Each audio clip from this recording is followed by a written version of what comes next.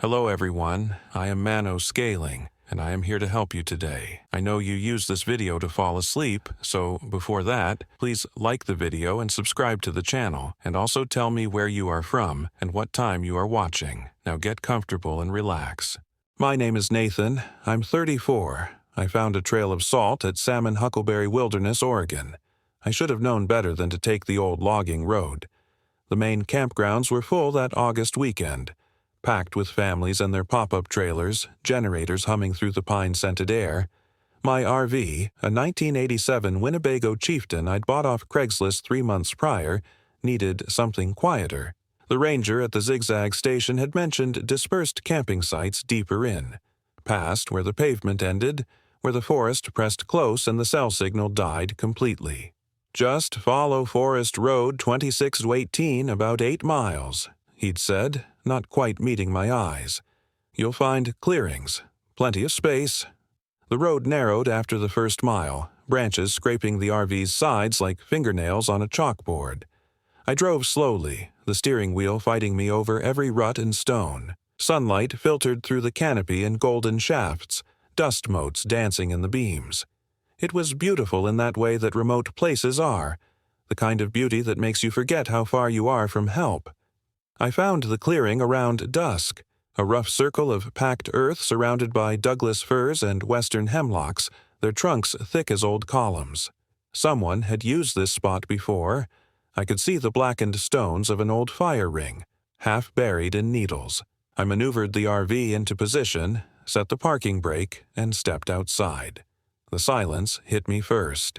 Not peaceful silence, but the absence of sound, as if the forest was holding its breath. No birds, no insects, just the whisper of wind through branches high overhead, and beneath that, something else. A low humming, almost below the threshold of hearing that made my teeth ache. I shook it off. Tinnitus, probably. I'd been driving for 6 hours. The RV's door squeaked as I opened it, and the sound felt obscene in all that quiet. Inside, I started the generator, checked the propane, made sure the refrigerator was running. Everything worked fine. The leveling jacks hissed as they extended, settling the vehicle with small hydraulic sighs. I pulled out my camping chair, cracked a beer from the cooler, and sat watching the light die between the trees. That's when I saw the salt. A line of white crystals ran along the clearing's edge, following the tree line in a rough semicircle. I stood, leaving my beer on the chair's armrest, and walked closer. The line was deliberate, carefully poured, about 2 inches wide. I knelt and touched it. Definitely salt, coarse and crystalline. It ran from one side of the clearing to the other, an unbroken arc with the fire ring at its center. Someone's superstition, I thought, or maybe to keep slugs away. But we were at 4,000 feet in volcanic soil. There weren't any slugs up here. I followed the line around the clearing's perimeter. It formed a perfect half-circle, with the other half presumably in the forest beyond. Where it entered the tree line, the salt continued into the undergrowth, disappearing into shadow. I didn't follow it. The forest looked different there, darker, as though the twilight had pooled between the trunks like water. Back at my chair, I finished the beer and opened another. The temperature was dropping fast, the way it does in the mountains. I lit the camp stove and heated a can of chili, eating it straight from the pot while stars began appearing overhead. The Milky Way sprawled across the sky, so bright it cast faint shadows. Around 10, I doused the stove and headed inside. The RV's interior was warm, almost stuffy after the cold outside. I locked the door, habit from camping in more populated areas, and pulled the curtains closed. The bed was cramped, the mattress lumpy, but I was tired enough not to care. I woke sometime after midnight to the sound of footsteps. They were soft, deliberate, circling the RV in a steady rhythm. Crunch, crunch, crunch through the pine needles. I lay frozen, listening. The footsteps moved from the back of the vehicle toward the side, then to the front, then around to the other side. A complete circuit. Then they started again. My phone was on the nightstand. I grabbed it, thumb hovering over the flashlight function, but something made me hesitate. The footsteps continued their loop, unhurried, almost casual. After the third circuit, they stopped. I waited in the darkness, hardly breathing. Silence pressed against the RV's thin walls. Then came a sound that raised every hair on my neck, a wet, snuffling noise, like an animal rooting in dirt. It moved along the RV's length, pausing at intervals. At the door, at the windows, at the storage compartments underneath. After what felt like hours, it stopped. The silence returned, absolute and smothering. I didn't sleep again that night. Dawn came slowly, light seeping through the curtain edges in gray increments. I dressed and stepped outside, my body stiff from lying rigid for hours. The clearing looked the same. Trees, fire ring, my camping chair exactly where I'd left it. But the salt line was different. Someone had filled in the other half of the circle. Where before there'd been just an arc, now a complete ring surrounded the clearing, myself and the RV at its center. The new section looked fresh, the crystals still bright white against the dark earth. I walked the perimeter, following the line. It was unbroken, carefully poured, exactly matching the width and consistency of the original half.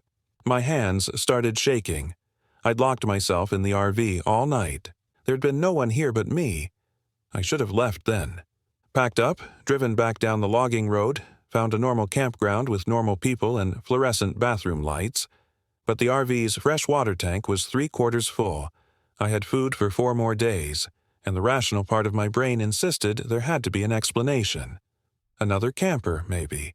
Someone with a strange sense of humor. Or a ranger, though why they'd complete a salt circle around my campsite instead of just knocking on the door made no sense. I made coffee on the camp stove, hands wrapped around the mug for warmth. The forest was waking up around me. Finally, blessedly, there were birds calling, insects buzzing. The oppressive silence had lifted with the sun.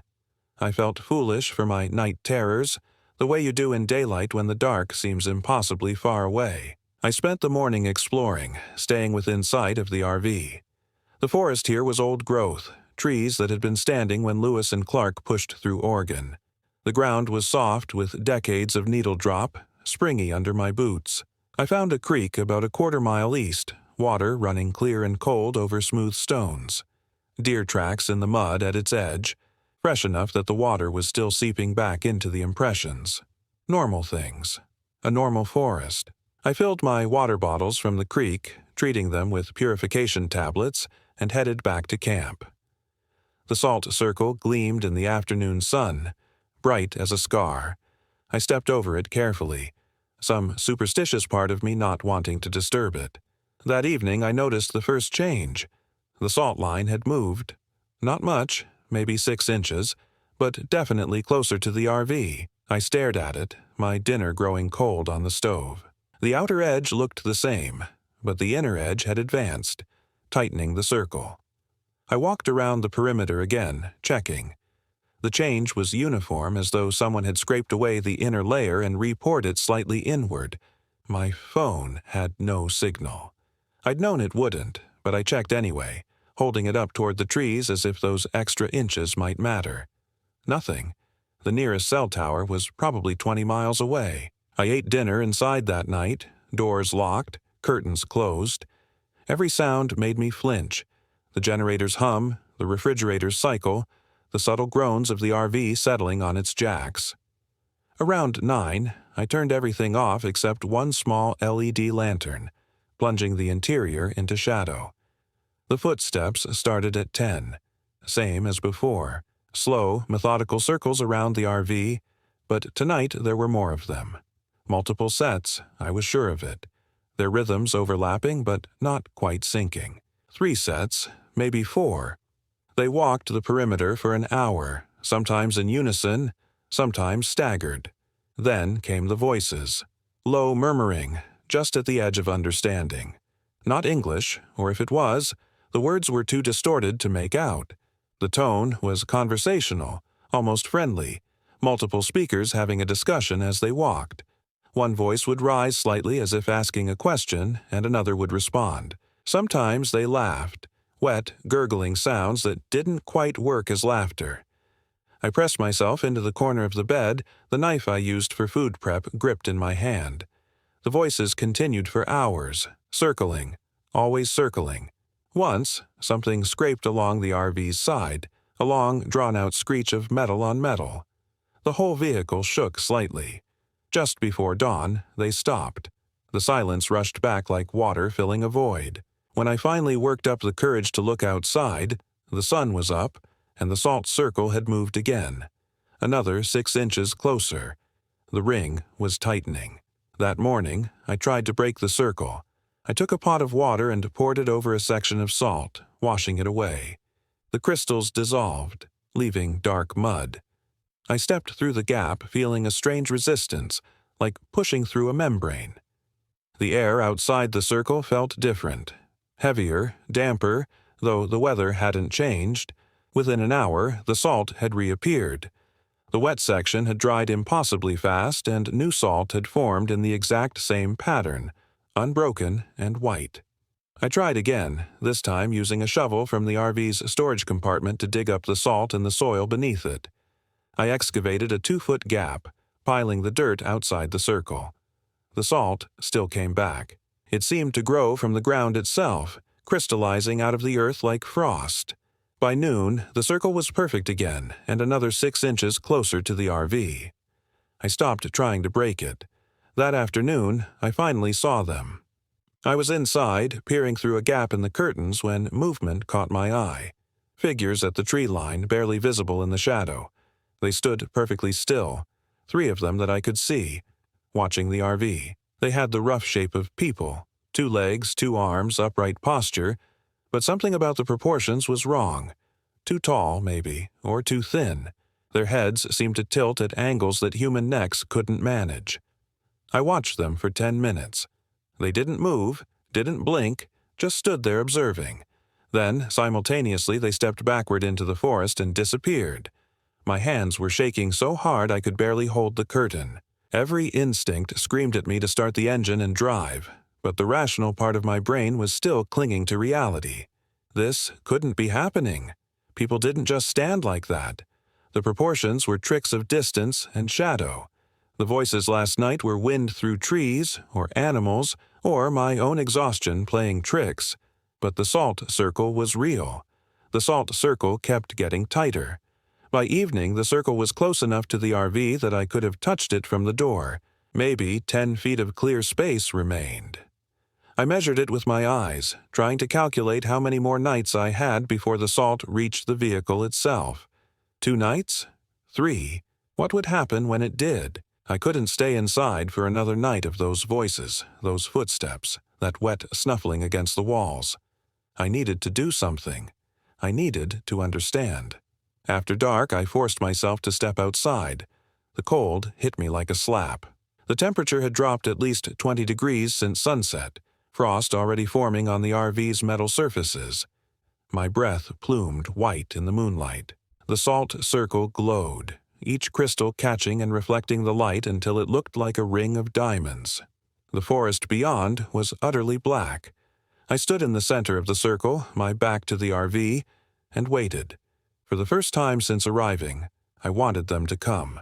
I needed to see them clearly, to prove to myself they were real, or prove they weren't.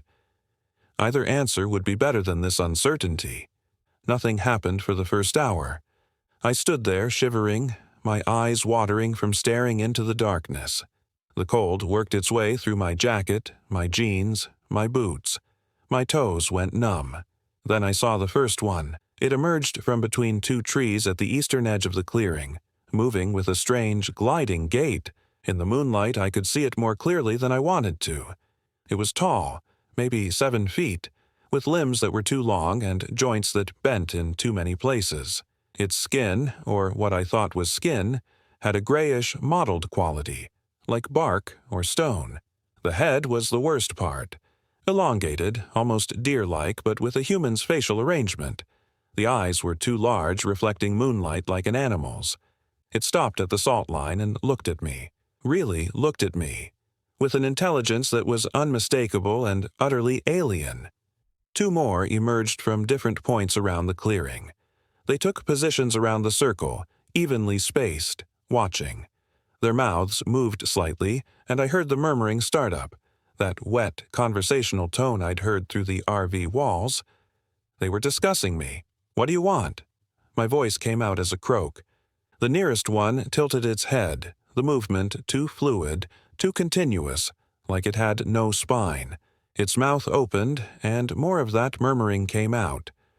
Underneath the distortion, I thought I could almost hear real words, English words, but twisted and layered with other sounds. They started walking the circle, maintaining their positions relative to each other, circling me and the RV in that slow, steady rhythm. Their feet made no sound on the pine needles. They didn't blink, their large eyes fixed on me the entire time. I counted 7 of them before I stopped counting. They filled the tree line, a ring of watchers beyond the salt ring, mirroring its shape. As they walked, they chanted. That's what it was, I realized, a chant. The words rose and fell in a rhythm that felt ancient, that resonated in my chest and made my vision blur. The salt line began to glow, not with reflected moonlight, but with its own pale luminescence, like foxfire or phosphorescence. The light grew stronger as they chanted, pulsing in time with their words. The circle was shrinking. I could see it happening now, the salt line creeping inward, inch by inch, tightening. I ran for the RV door. Inside, I locked everything, checked every window latch, pulled every curtain closed. The chanting continued outside, muffled but penetrating, vibrating through the vehicle's frame. I pressed my hands over my ears, but it didn't help. The sound wasn't just external. It was inside my head now, echoing in my skull. The RV began to rock, gently at first, like a strong wind was buffeting it, then harder. The leveling jacks groaned. Things fell from shelves, coffee mug, flashlight, can of beans. I braced myself against the bed, trying to stay upright as the rocking intensified. Then, suddenly, it stopped. The silence was so abrupt it felt like a physical blow. No chanting, no rocking, nothing. I waited, not daring to move, my heart hammering so hard it hurt. A voice spoke, clear and close, right outside the door. Nathan. It was my mother's voice, perfect in every detail. The slight rasp from 40 years of smoking, the Midwestern flatness of her vowels. She'd been dead for 6 years. "Nathan, honey, let me in. It's cold out here."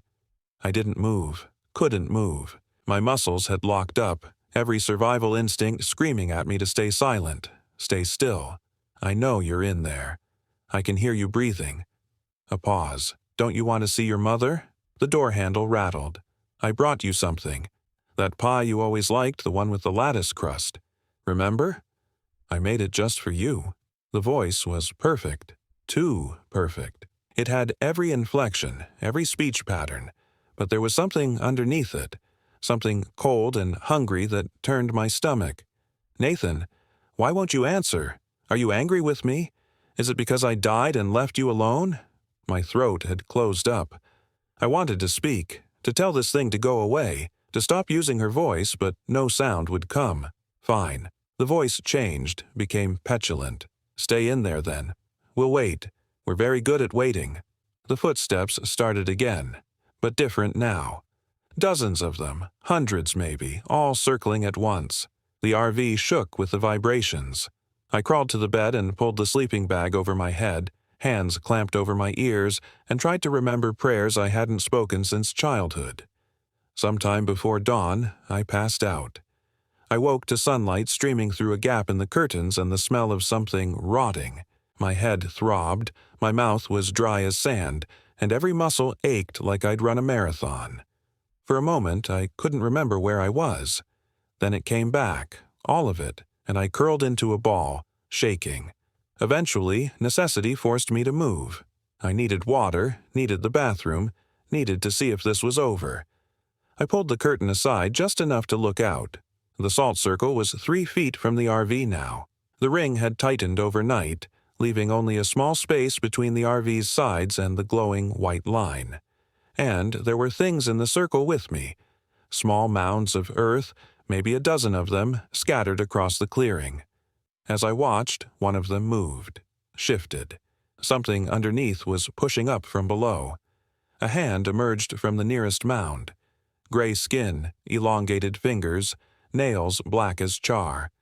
It clawed at the soil, pulling, and an arm followed, then a shoulder, then a head. The face that emerged was almost human. Almost. The features were there, eyes, nose, mouth, but they were arranged slightly wrong, the proportions subtly off in a way that made my brain scream. It pulled itself fully from the ground and stood, brushing dirt from its body. It was naked, sexless, its skin that same mottled gray. The other mounds were opening now, disgorging more of them. They stood in a circle around the RV, just inside the salt line, perfectly still, watching. I stumbled to the bathroom and vomited until my ribs ached. When I came out, wiping my mouth, they were still there, waiting. The day passed in a nightmare blur. I tried the RV's engine. It wouldn't start. The battery was dead, though it had been fine yesterday. I tried the generator. Same thing. Every system in the RV had shut down simultaneously. No power, no heat, no way to cook food. The temperature inside the RV started dropping as the sun moved across the sky. By afternoon, I could see my breath. The things outside didn't move, didn't blink, just stood there in their circle, occasionally tilting their heads or shifting their weight. Around dusk, one of them spoke. "The circle closes tonight, Nathan." Its voice was wrong. Too many tones layered together like several people speaking in unison but slightly out of sync. "When the salt touches the wheels, you'll be inside completely. Inside our circle, inside our place." Another one picked up the thread. "We've been here so long waiting. The others left offerings, tried to appease us, drew the lines, but the lines keep us in as much as they keep you out. Someone has to close the circle. Someone has to step through. Someone always does." I pressed myself against the back wall of the RV, as far from them as I could get. "What do you want?" They answered in unison, their voices overlapping into a discordant chorus. "To be remembered. To be named. To be real. We were here before the trees. Before the stone. We waited in the dark between, and we wait still. But you see us. You hear us. You make us real with your fear." The one nearest the door pressed its face against the window, its features distorting against the glass. "Thank you for that, Nathan. Thank you for the gift of reality." Night fell and the salt line crept closer. I watched through the window as the luminescence grew stronger, the white line pulsing with cold light. The figures outside began moving, finally breaking their vigil. They walked the circle's perimeter, their movements synchronized, chanting in that ancient rhythm. The salt touched the RV's front tire at 8 p.m. I felt it, a jolt like electricity running through the vehicle's frame, making my teeth ache and my vision blur. The chanting grew louder, more insistent. The RV began to sink, not through the ground, but into somewhere else. The view outside the windows started to change, the forest becoming indistinct, fading into a gray void. The stars disappeared. The moon vanished. There was only the glowing salt circle and the figures walking it, growing more solid, more real with every step. At 9 p.m., the salt touched all 4 tires. The RV settled with a shudder, and everything changed. I was no longer in Oregon. I was somewhere else, somewhere that existed in the spaces between spaces. The gray void pressed against the windows like water, and through it I could see shapes moving. Vast shapes, too large to comprehend, drifting through the nothing. The figures outside had multiplied, hundreds of them now, thousands maybe, all walking the circle, all chanting, all staring with those 2 large eyes. The RV's door opened. I hadn't touched it. I'd locked it, braced a chair under the handle, done everything I could think of. But it swung open anyway, revealing the gray void beyond. One of the figures stood in the doorway, regarding me with its tilted head. "You can stay if you want," it said in that layered, wrong voice. "Stay in the circle, stay between. Be like us, waiting, watching, not quite real. Or you can run." It stepped aside, gesturing to the void. "The circle is closed now. The way through is open. If you're fast enough, strong enough, if you want it badly enough, you might make it back, might find the world again. Others have tried. Some made it. Most didn't. Behind me, I felt the RV changing. The walls were softening, becoming permeable. The floor beneath my feet felt less solid with every heartbeat. If I stayed much longer, I'd become part of this place, part of the in-between. I ran. Out the door, into the void, running blind through the gray nothing. The figures watched me pass, their faces turning to follow my progress. I felt their eyes on my skin, cold and evaluating. The ground beneath my feet was there and not there, solid enough to support me but yielding like mud with every step. I ran toward where I thought the forest had been, where the world should be. The void resisted, thick as water, and I pushed through it, lungs burning, legs screaming. Behind me, the chanting grew louder, reaching a crescendo that vibrated in my bones. Then I saw it, a seam in the gray, a tear showing pine trees and moonlight, the real world, just barely visible. I dove for it, reaching, stretching, my fingers brushing against something solid. I came to, on the forest floor, pine needles stuck to my face, dawn light filtering through the canopy. My body ached everywhere, like I'd fallen from a great height. I pushed myself up, dizzy and disoriented. The clearing was empty. No RV. No salt circle. Just trees and needle-covered ground and the cold morning air. It was as if nothing had ever been there. But in my pocket, I found salt. Coarse white crystals, warm against my leg. I stumbled down the logging road on foot, following the ruts until I found pavement. It took 3 hours of walking before a Park Service truck stopped to pick me up. The ranger asked what happened, why I was alone, where my vehicle was. I told him I'd gotten lost hiking. He didn't believe me. I could see it in his eyes. But he didn't push. He drove me back to the Zigzag station where I called a friend to come get me. That was 6 months ago. I don't camp anymore. Can't bring myself to even think about it. But sometimes, late at night, I wake up to the sound of footsteps circling my apartment. And when I check my pockets in the morning, there's always salt there, white crystalline grains that weren't there the night before. The circle's still closing, I think. Just slower now, more patient. I find salt trails in my apartment sometimes. Thin, white lines along the baseboards, around door frames, circling my bed. Every night they're a little closer. Every morning I sweep them away, but they always come back. Last week I saw one of them standing across the street from my building. Just standing there, perfectly still, watching my window. When I blinked, it was gone, but I could feel its eyes on me for hours afterward. I tried to tell someone once, a therapist I started seeing for the nightmares. She listened patiently, made notes, prescribed medication for anxiety and sleep. The pills don't help. They can't help because this isn't in my head. Yesterday, I found a message written in salt on my kitchen floor. The circle closes. Step through or step in. Choose soon, Nathan. Choose soon. I don't know what happens when it finishes closing. Maybe I'll disappear completely, slip between the spaces like they did.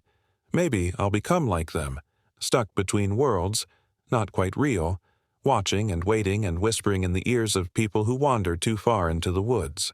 Or maybe I'll find a way to break it.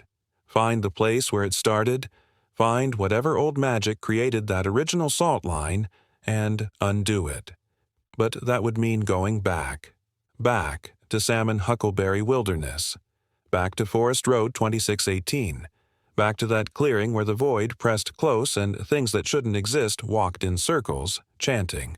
I'm not ready for that. Not yet, maybe not ever. But the salt keeps appearing, and the circle keeps closing, and sooner or later I'll have to choose. Step through into their world and be lost forever, or step in and become one of them. Some nights, when the footsteps circle particularly close and the chanting starts up in my head, I think maybe disappearing wouldn't be so bad. Maybe the void isn't so terrible once you stop fighting it. Maybe the in-between is peaceful in its own way. But then I remember their faces pressed against the RV windows. I remember their voices using my dead mother's words. I remember the feeling of the ground softening beneath me, reality itself coming apart at the seams. No, I'm not ready to give in. Not yet. So I sweep away the salt lines every morning. I avoid the woods. I keep the lights on at night and pretend I don't hear the footsteps or see the figures in my peripheral vision. I go to work, talk to people, maintain the fiction of normal life. But I know it's only temporary. The circle will close, one way or another, and when it does, I'll have to make my choice. Until then, I count the days and watch the salt trails grow closer, night by night, step by step, tightening around my life like a noose. The circle closes. It always does. Story 2. My name is Nathan. I'm 34. I came to the Fremont National Forest in southern Oregon for signal. The kind you can't get from a cell tower. The kind that tells you you're still human, still breathing, still capable of feeling something other than the gray nothing that had settled into my bones after the divorce. I'd rented a 30-foot Class C RV from a place in Klamath Falls, something with enough space that I wouldn't feel like I was sleeping in a coffin, but small enough that I could handle it alone. The woman at the rental place had squinted at my paperwork, then at me, then back at the paperwork. Fremont, huh? You going up near the Dead Horse Rim Trail? I'd nodded. She'd made a sound in her throat, something between a cough and a warning, but said nothing else. I should have asked what that sound meant. The drive up Highway 140 was beautiful in that vast, indifferent way the high desert can be. Ponderosa pines mixed with junipers, the land rising and falling in waves of rust and sage green. I'd packed enough supplies for 2 weeks. Canned goods, dried pasta, coffee, a case of beer, and a bottle of whiskey I told myself was for emergencies. My dog, a 7-year-old border collie mix named Socks, sat in the passenger seat with her nose pressed to the window, her tail thumping against the upholstery every time we passed something that moved. She was the only thing Jennifer hadn't fought me for. "You can have the dog," she'd said, her voice flat as paper. I never wanted her anyway. That had hurt worse than the affair, somehow. The casual cruelty of it. The turnoff to the Dead Horse Rim dispersed camping area was marked by a weathered brown sign that looked like it had been installed sometime in the 70s and forgotten. I took the dirt road slowly, the RV swaying over ruts and rocks, Socks whining softly as we climbed higher into the forest. The trees grew denser here, their canopy blocking out the late afternoon sun in patches, creating a shifting pattern of light and shadow across the windshield. I found a clearing about 3 miles in, a flat spot with a fire ring made of blackened stones and enough space to park the RV without worrying about rolling into a ditch. The nearest other camper, according to the ranger I'd passed at the station, was at least 10 miles away. Perfect. I spent the first hour setting up, leveling the RV, hooking up the portable propane tank, laying out the outdoor mat, setting up my camp chair. Socks explored the perimeter of the clearing, sniffing at tree trunks and marking her territory with the methodical precision of a surveyor. The forest was quiet in a way that city silence never is. No hum of traffic, no distant sirens, no voices bleeding through apartment walls. Just wind moving through pine needles, the occasional cry of a hawk somewhere overhead, and the sound of my own breathing. It felt good. It felt like I could finally exhale. That first night I cooked a simple dinner of canned chili heated on the RV's 2-burner stove, ate it sitting in my camp chair while Socks crunched through her kibble beside me. The sun set in layers of orange and purple, the temperature dropping fast the way it does at elevation. I'd built a fire in the ring, more for the comfort of it than the warmth, and sat watching the flames dance while I worked through my second beer. Socks lay at my feet, her head resting on her paws, her eyes half closed. Everything was still. Everything was fine. I went to bed around 10, climbing into the RV's overhead bunk with Socks curled up on the dinette cushion below me. I left one window cracked for air, pulled the thin comforter up to my chin, and closed my eyes. Sleep came quickly, the kind of heavy, dreamless sleep that exhaustion brings. I don't know what time it was when I woke up, but the quality of the darkness had changed. It felt thicker somehow, more present. Socks was growling, a low, continuous sound that made the hair on my arms stand up. I sat up too fast, cracking my head on the low ceiling, and looked down at her. She was standing rigid on the cushion, staring at the window above the dinette, her lips pulled back to show her teeth. Socks? What? I started, but then I heard it. A sound from outside. Not an animal sound, not exactly. It was rhythmic, deliberate, like someone tapping on metal. Tap, tap, tap. Pause. Tap, tap, tap. Pause. I grabbed my phone from the small shelf beside the bunk and thumbed it on. The screen's pale glow showed 3:47 a.m. The tapping continued. I climbed down from the bunk, my bare feet cold on the linoleum floor, and moved to the window. Socks pressed herself against my leg, still growling. I pulled back the curtain slowly, half expecting to see a face pressed against the glass. There was nothing, just darkness and the vague shapes of trees. The tapping stopped. I stood there for a long time, my heart hammering against my ribs, waiting for it to start again. It didn't. Socks eventually stopped growling, though she remained tense, her ears pricked forward. I checked the door, locked. I checked the other windows, all closed except the one I'd cracked, and that was too small for anything larger than a squirrel to get through. Probably just a branch, I told myself, or a pine cone falling on the roof. But I didn't believe it. The sound had been too regular, too measured. I climbed back into the bunk but didn't sleep. I lay there in the dark, listening to Socks's breathing and the vast silence of the forest beyond the RV's thin walls. When morning finally came, I was exhausted and wired on adrenaline. I made coffee with shaking hands, let Socks out to pee, and stood in the doorway of the RV drinking from a chipped mug while I surveyed the clearing. Everything looked exactly as I'd left it. The fire ring was cold, the camp chair sat where I'd positioned it, and there were no tracks in the dirt except Socks's paw prints and my own boot marks from the day before. I walked a slow circle around the RV, looking for anything out of place. Nothing. But when I looked up at the roof, I felt my stomach drop. There were marks on the white fiberglass, long, thin scratches, as if something with claws had dragged itself across the surface. They were fresh. I could see where the protective coating had been scraped away, exposing the darker material underneath.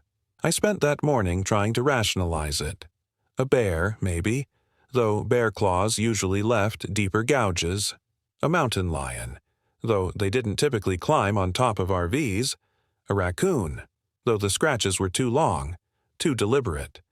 I kept circling back to the same conclusion. Something had been on my roof last night. Something that had tapped on the metal, waited, and then scratched its way across. I thought about leaving. I thought about packing up the RV, driving back down to Klamath Falls and finding a KOA campground with security lights and other people. But that felt like admitting defeat, like letting the gray nothing win. So I stayed. The day passed slowly. I took Socks on a hike along one of the nearby trails, a 2-mile loop that wound through old-growth ponderosa and offered views of the rimrock formations in the distance. The forest felt different in daylight, still quiet but less oppressive. We saw deer, a pair of does that watched us pass with liquid black eyes, and a pileated woodpecker hammering away at a dead snag. Socks seemed more relaxed, her tail high and wagging as she sniffed at every interesting smell. I tried to match her mood, tried to let the sun on my face and the clean scent of pine sap wash away the lingering unease from the night before. It almost worked. We got back to camp around 4 in the afternoon. I fed Socks, made myself a sandwich, and settled into the camp chair with a book I'd brought, a thriller I'd been meaning to read for months. But I couldn't focus on the words. I kept reading the same paragraph over and over, my eyes drifting up to scan the tree line every few seconds. The sun was starting its descent, the shadows lengthening across the clearing, and I felt a creeping dread building in my chest. I didn't want it to get dark. I didn't want to be alone in the RV again when the tapping started. It didn't start at the same time as the night before. I'd built another fire, bigger this time, and was feeding it logs every 20 minutes to keep the flames high and bright. Socks lay beside me, occasionally lifting her head to stare into the darkness beyond the firelight. I'd opened the whiskey, telling myself one drink would take the edge off, and was nursing it slowly when I first noticed something was wrong with the sky. It was around 9 o'clock, full dark, and I'd been looking up at the stars, one of the few pleasures of being this far from any city. But as I watched, I realized the stars weren't stationary. They were blinking. Not the natural twinkle of starlight filtering through atmosphere, but a deliberate, patterned blinking. On-off, on-off, on-off. Like Morse code. I stood up from the chair, the whiskey sloshing in my cup, and stared up at the sky. Socks stood too, her body pressed against my leg. The blinking continued, spreading across the visible stars like a wave. 3 short blinks, 3 long blinks, 3 short blinks. SOS. My mouth went dry. That was impossible. Stars didn't blink in Morse code. Stars didn't blink, period. Not like that. I blinked hard, rubbed my eyes, looked again. Still blinking. Still spelling out SOS over and over in the ancient pattern of distress. I grabbed my phone from my pocket and pulled up the compass app, then the star chart app I'd downloaded before the trip. According to the app, I should be looking at Cassiopeia, Andromeda, Perseus, but the constellations on my screen didn't match what I was seeing in the sky. The stars were in different positions, different configurations. I turned in a slow circle trying to orient myself, but nothing matched. The North Star wasn't where it should be. Orion was missing entirely, and still the blinking continued. SOS, SOS, SOS. This isn't real, I said aloud, my voice sounding strange and small in the vast darkness. Socks whined. I looked down at her and saw her eyes reflecting the firelight, huge and terrified. She was staring at something behind me. I turned slowly, every muscle in my body tensing, and saw it. Standing at the edge of the clearing, just beyond the reach of the firelight, was a figure. It was tall, maybe 7 feet, and impossibly thin. Its limbs were too long, its joints bent at wrong angles. And where its face should have been, there was only smooth, pale skin stretched tight over the skull. No eyes, no mouth, no features at all. But I knew it was looking at me. We stood there, locked in place for what felt like hours but was probably only seconds. My brain was screaming at me to move, to run, to do something, but my body wouldn't respond. The figure didn't move either. It just stood there, swaying slightly, like a tree in a breeze. Then, slowly, it raised one of those 2 long arms and pointed up at the sky. The blinking intensified, the stars now flashing so rapidly it looked like they were vibrating. The figure's arm lowered. It took 1 step backward into the trees and vanished. I don't remember getting into the RV. I don't remember locking the door or pulling all the curtains closed. The next thing I was aware of was sitting on the dinette cushion with Socks pressed against me, her whole body shaking, while I gripped my phone so hard my knuckles had gone white. The fire outside had burned down to coals. The RV was dark except for the faint glow of my phone screen, and I could hear it again, the tapping. Tap, tap, tap. Pause. Tap, tap, tap. Pause. But now it was coming from all sides. The roof, the walls, the undercarriage, surrounding me. Socks barked once, sharp and panicked, and I clamped my hand over her muzzle to quiet her. "Shh," I whispered, though I don't know why I was worried about being heard. Whatever was out there already knew exactly where we were. The tapping continued for hours. I watched the minutes tick by on my phone. 10:47, 11:23, 12:08, 1:34. The battery was draining faster than it should, dropping percentage points every few minutes even though I wasn't using it. By 2 a.m. I was down to 15%. By 3, 8%. I turned it off to conserve what little charge remained. The darkness was absolute. I couldn't see Socks even though she was pressed against my side. I couldn't see my own hand in front of my face, and in that darkness I heard a new sound. Breathing. Slow, deep breaths that fogged the windows from the outside. Something was right there, right against the glass, exhaling against it. I could hear the wet sound of it, could almost feel the heat through the thin barrier of the RV's wall. I must have passed out at some point because the next thing I knew, it was morning. Gray light was filtering through the curtains and Socks was licking my face. I was lying on the floor of the RV, my body stiff and cold, my neck at an angle that sent shooting pain down my shoulder when I tried to move. I groaned and sat up slowly, every joint protesting. Socks danced around me, whining, clearly desperate to go outside. I stood, stumbled to the door, and pushed it open. The morning air rushed in, cool and clean and blessedly normal. Socks bolted out and ran to the tree line to relieve herself. I followed more slowly, stepping down onto the dirt and looking around. The clearing was wrong. The fire ring was gone, not destroyed or scattered, just gone. Where it had been the night before, there was now undisturbed grass. No sign that rocks had ever been arranged in a circle there. My camp chair was missing too.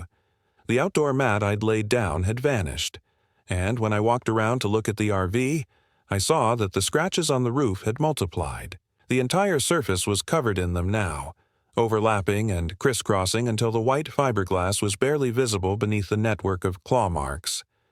My hands started shaking again. I called Socks back and we got in the RV. I didn't bother with breakfast. I just started the engine, put it in gear, and headed for the dirt road that led back to the highway. But after driving for 20 minutes, I realized something was wrong. I should have reached the main road by now. The drive-in had taken maybe 15 minutes at most, but I'd been driving for twice that long, and I was still surrounded by trees. The dirt road stretched ahead of me, rutted and narrow, winding through forest that looked increasingly unfamiliar. I stopped the RV and pulled out my phone, powering it on despite the low battery. 3% remaining. No signal. I opened the GPS app and watched it search for satellites. And search. And search. It never found them. I kept driving. What else could I do? The road had to lead somewhere. But as another hour passed, I started to notice things that made my skin crawl. The trees were wrong. I'm not a botanist, but I know what a ponderosa pine looks like, and these weren't quite right. The bark was too smooth, the needles too long, and they were arranged in perfect rows on either side of the road, like a planted orchard rather than a natural forest. Every 10th tree had a mark carved into its trunk at eye level, a symbol I didn't recognize, something like a circle with 3 lines radiating from its center. The same symbol, over and over, identical in size and depth. Socks had started whining constantly, a high, distressed sound that set my teeth on edge. I reached over to pat her head, trying to soothe her, and my hand came away damp. She was drooling, her eyes rolled back to show the whites. "It's okay," I told her, my voice cracking. "We're going to be okay. We're going to get out of here." But I didn't believe it. The road ahead curved sharply to the right, and when I followed it, I found myself entering the same clearing I'd left. The RV's tire tracks were visible in the dirt, a clear path leading to the spot where I'd parked. But I'd been driving away from this place. I'd been heading in the opposite direction. I'd watched my own tracks in the rearview mirror receding behind me. I stopped the RV in the middle of the clearing and sat there with the engine idling, trying to understand what was happening. A loop. I was stuck in some kind of loop. I put the RV in reverse and backed up slowly, watching the road behind me. It looked the same. The same trees, the same symbols carved into bark. I shifted back into drive and tried turning left, off the road entirely, steering the RV between 2 trees and into the forest itself. The undergrowth was thin enough that I could navigate between the trunks, though branches scraped against the sides with a sound like fingernails on metal. I drove for 10 minutes, weaving through the trees, changing direction randomly, trying to break whatever pattern was holding me. Then the trees opened up and I was back in the clearing again. I tried 6 more times. Each time, no matter which direction I went, no matter how long I drove, I ended up back at the clearing. On the 7th attempt, my phone died completely. On the 8th attempt, the RV's fuel gauge dropped from 3/4 full to empty in the span of 30 seconds. The engine sputtered and died. I sat in the driver's seat, hands still gripping the wheel, and felt something inside me break. Not panic, not fear. Something deeper. A fundamental understanding that the rules I'd lived by, the logic that governed reality, no longer applied here. Socks had stopped whining. She was lying on the passenger seat now, her eyes closed, her breathing shallow. I reached over to check her and found her skin was burning hot. Fever.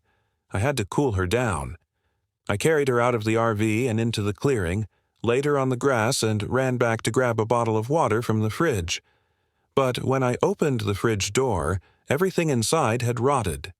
The sealed packages of lunch meat were covered in gray-green mold. The apples had collapsed into puddles of brown liquid. The water bottles were filled with something dark and viscous that moved when I picked one up. I dropped it and it split open, spilling black sludge across the floor. I went to the RV's water tank instead, turning the faucet and catching water in my cupped hands. It came out clear and cold. I ran back to Socks and poured it over her head, her neck, her chest. She didn't respond. I pressed my fingers to her throat, feeling for a pulse. It was there, but faint, irregular. "Come on, girl," I whispered. "Come on, don't leave me here alone." Her eyes opened slowly, but they weren't her eyes. They were black, completely black, no white visible at all. And as I watched, her mouth opened and something that wasn't her voice came out. It spoke in a language I didn't understand, guttural and wet, the words overlapping and echoing as if multiple voices were speaking at once. Then she closed her mouth and went still. I sat back, my hands shaking so badly I could barely control them. Socks's chest was still rising and falling, but the thing that had spoken through her mouth wasn't her. I knew that with absolute certainty. I stood up and backed away from her, my mind racing. I needed help.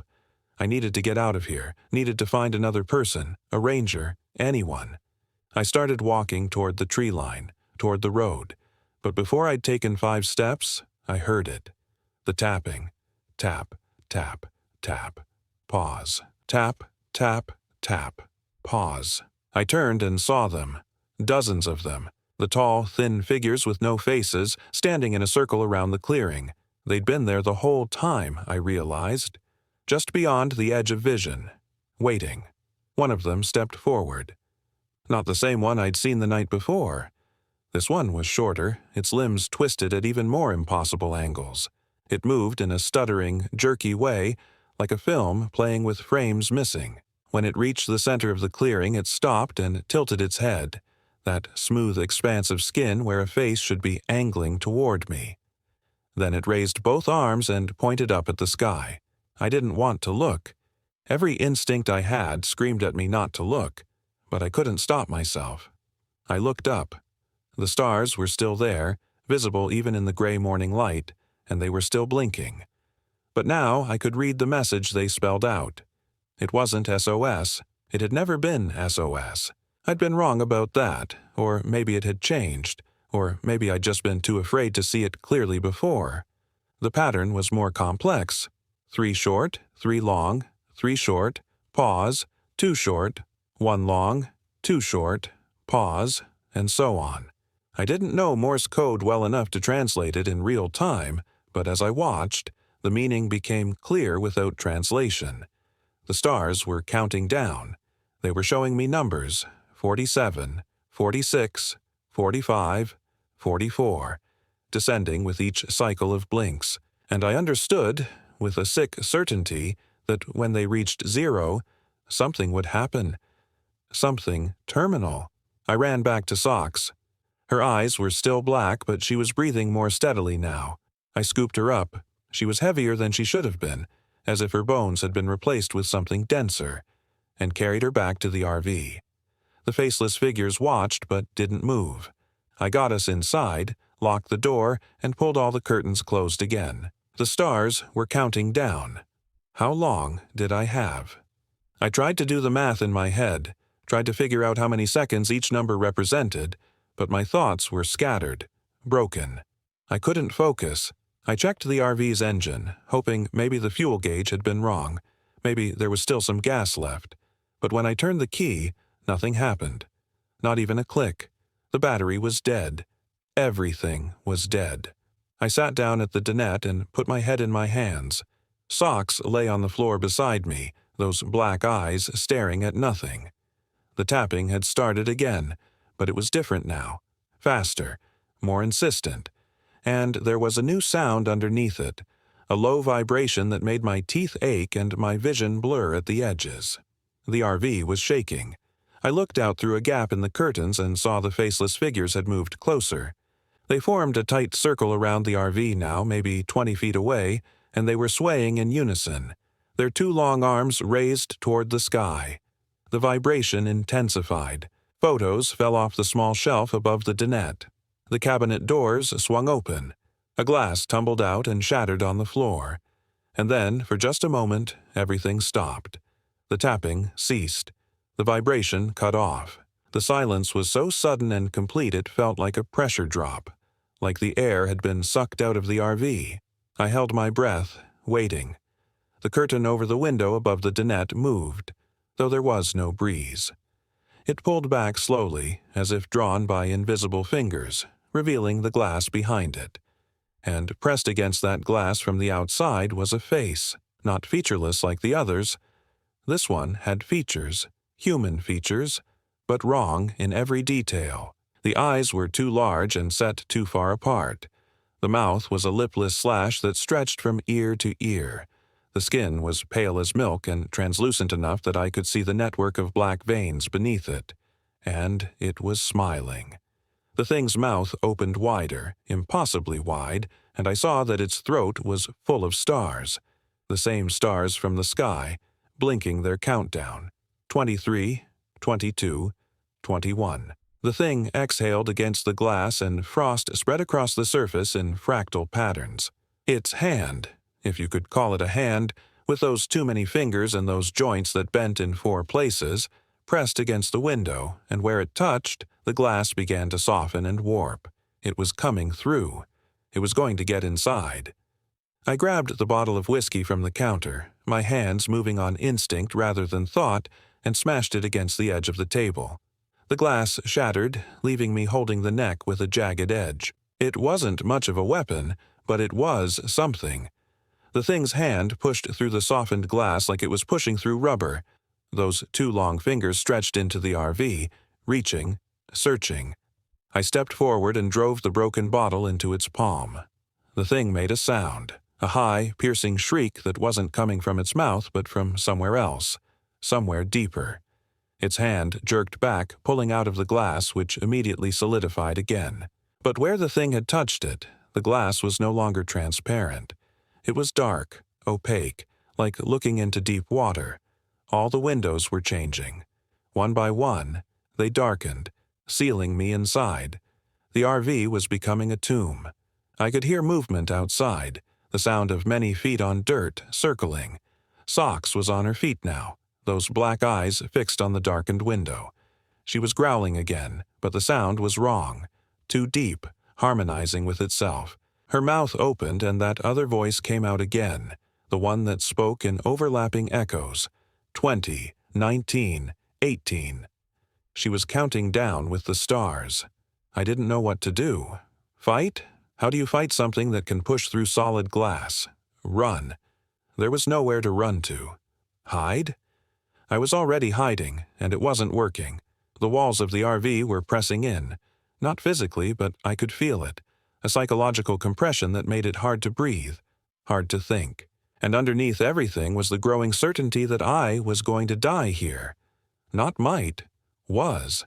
The countdown would reach 0, and whatever was waiting at the end of it would unmake me, erase me, leave no trace that I had ever existed. 15, 14, 13. Socks's voice, not Socks's voice, counting relentlessly. The RV lurched suddenly, tilting to one side. Something was lifting it. I grabbed the edge of the dinette table to keep from falling and felt the entire structure rise, suspended in air. Through the darkened windows, I could see nothing, just that deep-water blackness. We were being carried. I could feel the motion, the swaying, like being inside a coffin borne by pallbearers. Where were they taking us? What would they do when the count reached 0? The RV stopped moving. There was a moment of perfect stillness, and then it dropped. I was thrown against the ceiling. No, against what had been the ceiling. We'd been flipped. The RV landed on its side with a crash that sounded like the world ending, metal screaming and glass shattering. I hit the wall that was now the floor, my shoulder taking the impact, white-hot pain shooting down my arm. Socks tumbled past me, her body limp, and landed in a heap near what had been the driver's seat. 7, 6, 5. Still counting, still coming closer to 0. I crawled toward her, ignoring the pain in my shoulder, ignoring the blood running down my face from a cut I didn't remember receiving. I had to get to her. Had to, I don't know what. Save her?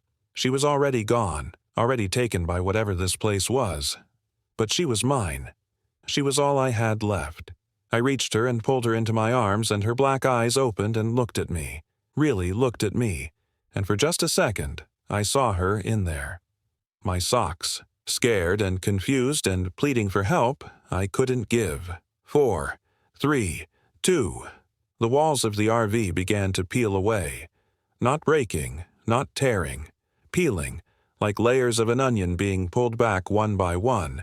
The metal, the insulation, the inner paneling, all separating and folding outward until I was sitting in an open frame of struts and beams, exposed to the forest around me. Except it wasn't a forest anymore. The trees were gone. The ground was gone. I was sitting on a platform suspended in empty space, surrounded by darkness so complete it had texture, had weight. And in that darkness, things were moving. Huge things. Their shapes suggested limbs and bodies, but on a scale that made my mind recoil. I was an insect. Less than an insect. I was nothing. Less than nothing, and these vast things that moved through the dark were aware of me in the way you might be aware of a dust mote in a sunbeam. 1. Socks went rigid in my arms, her body arched backward, her mouth opening impossibly wide, and light poured out of her. Not normal light. This light had texture, had sound, it was alive. It flowed out of her mouth, her eyes, her nose, and it took shape as it emerged. Human shapes. Dozens of them. Hundreds. They rose into the air around us, translucent and flickering, and I recognized some of them. My mother, dead 6 years from cancer. My college roommate who'd wrapped his car around a tree junior year. Jennifer's brother, who'd drowned when he was 12. All of them. Every person I'd ever known who'd died. They hovered in the darkness, staring down at me with empty eyes, and as I watched, they began to speak. All at once, all saying the same thing. You're next. You're next. You're next. 0. The platform dropped out from under me and I was falling. Not through air, but through something thicker, more resistant. It pulled at me, slowed me, stretched me. I could feel myself coming apart, my body dissolving into component atoms. And in that dissolution, I became aware of other things. Other consciousnesses pressed against mine. The minds of all the people who'd ever been caught in this place, absorbed into it, made part of its structure. They screamed at me. They showed me what had happened to them. The counting stars had reached 0 for each of them, and they'd been broken down, processed, incorporated. They were warning me, or maybe welcoming me. It was hard to tell the difference. I don't know how long I fell. Time didn't work the same way in that dark space, but eventually I hit something solid. The impact should have killed me, but instead I just stopped. I was lying on dirt, real dirt. The sun was shining. The sun. I could feel its warmth on my face. I opened my eyes and saw blue sky, white clouds, a hawk circling overhead. Normal things, real things. I sat up slowly, my body aching in 100 places, and looked around. I was in a clearing. My clearing. The RV was there, sitting upright on its wheels exactly where I'd parked it 3 days ago. The fire ring was there, the stones arranged in a perfect circle. My camp chair sat beside it. The outdoor mat was laid out in front of the RV door. Everything was exactly as it should be. I got to my feet and stumbled toward the RV, not daring to believe it. This had to be another trick, another layer of whatever nightmare I'd been trapped in. But when I pulled open the door and looked inside, everything was normal. The dinette cushions were in place. The refrigerator was closed. I opened it and found my groceries, fresh and unspoiled. The water bottles were clear. My phone was on the charger, showing 87% battery. I picked it up with shaking hands and saw the date. Same day I'd arrived. Same time, nearly. As if the last 3 days hadn't happened at all. But they had happened. I knew they had. My shoulders still ached from the impact. I could still taste blood in my mouth from the cut on my forehead. And when I called for socks, there was no answer. She wasn't in the RV. She wasn't in the clearing. I searched for an hour, calling her name until my voice was raw, but she was gone. Simply gone. Like she'd never existed. Except I could remember her. I could remember carrying her limp body. Could remember those black eyes looking up at me. Could remember the light pouring out of her mouth. I left the Fremont National Forest that same day. I didn't pack, carefully. I just threw everything in the RV, started the engine, and drove. The road leading out was exactly where it should have been, and I was on the highway in 15 minutes. I returned the RV to the rental place in Klamath Falls. The woman who'd checked me in was at the counter. She looked at me. Really looked at me, and her expression changed. "You went to Dead Horse Rim," she said. It wasn't a question. I nodded. She made that same sound in her throat, that warning sound I'd ignored before. "You came back, though. Most don't." Then she took my keys and asked no other questions. I filed a missing pet report with the Forest Service. They sent a ranger to check the clearing. He called me a week later and said he'd found nothing unusual. No signs of distress, no evidence of animal activity, no indication that anyone had been camping there at all. The fire ring I remembered was gone. Had always been gone, according to him. That area didn't have established camping spots. I must have been confused about the location. I tried to explain about the scratches on the RV roof, about the faceless figures, about the stars counting down in Morse code. He listened with the patient tone of someone humoring a crazy person, and then he gently suggested I might want to talk to someone. A professional. Someone who could help me process what had been, clearly, a very stressful camping trip. I didn't go to a therapist. What would I tell them? That I'd driven into a forest and gotten stuck in a loop? That reality had broken down around me? That I'd watched my dog's body be used as a portal for the dead? They'd put me on medication. They'd suggest I was having a breakdown. That the divorce had pushed me into some kind of psychotic episode. And maybe they'd be right. Maybe that's what happened. Maybe I never left my apartment. Maybe I'm still there, curled up on the bathroom floor, hallucinating all of this. But I don't think so. Because every night when I look up at the sky, the stars are blinking. Not all of them. Just a few. Random ones, scattered across the constellations. But they blink in the same pattern. 3 short, 3 long, 3 short, pause, 2 short, 1 long, 2 short, pause, and on and on. The countdown. It's still counting down. I don't know what number it's reached now.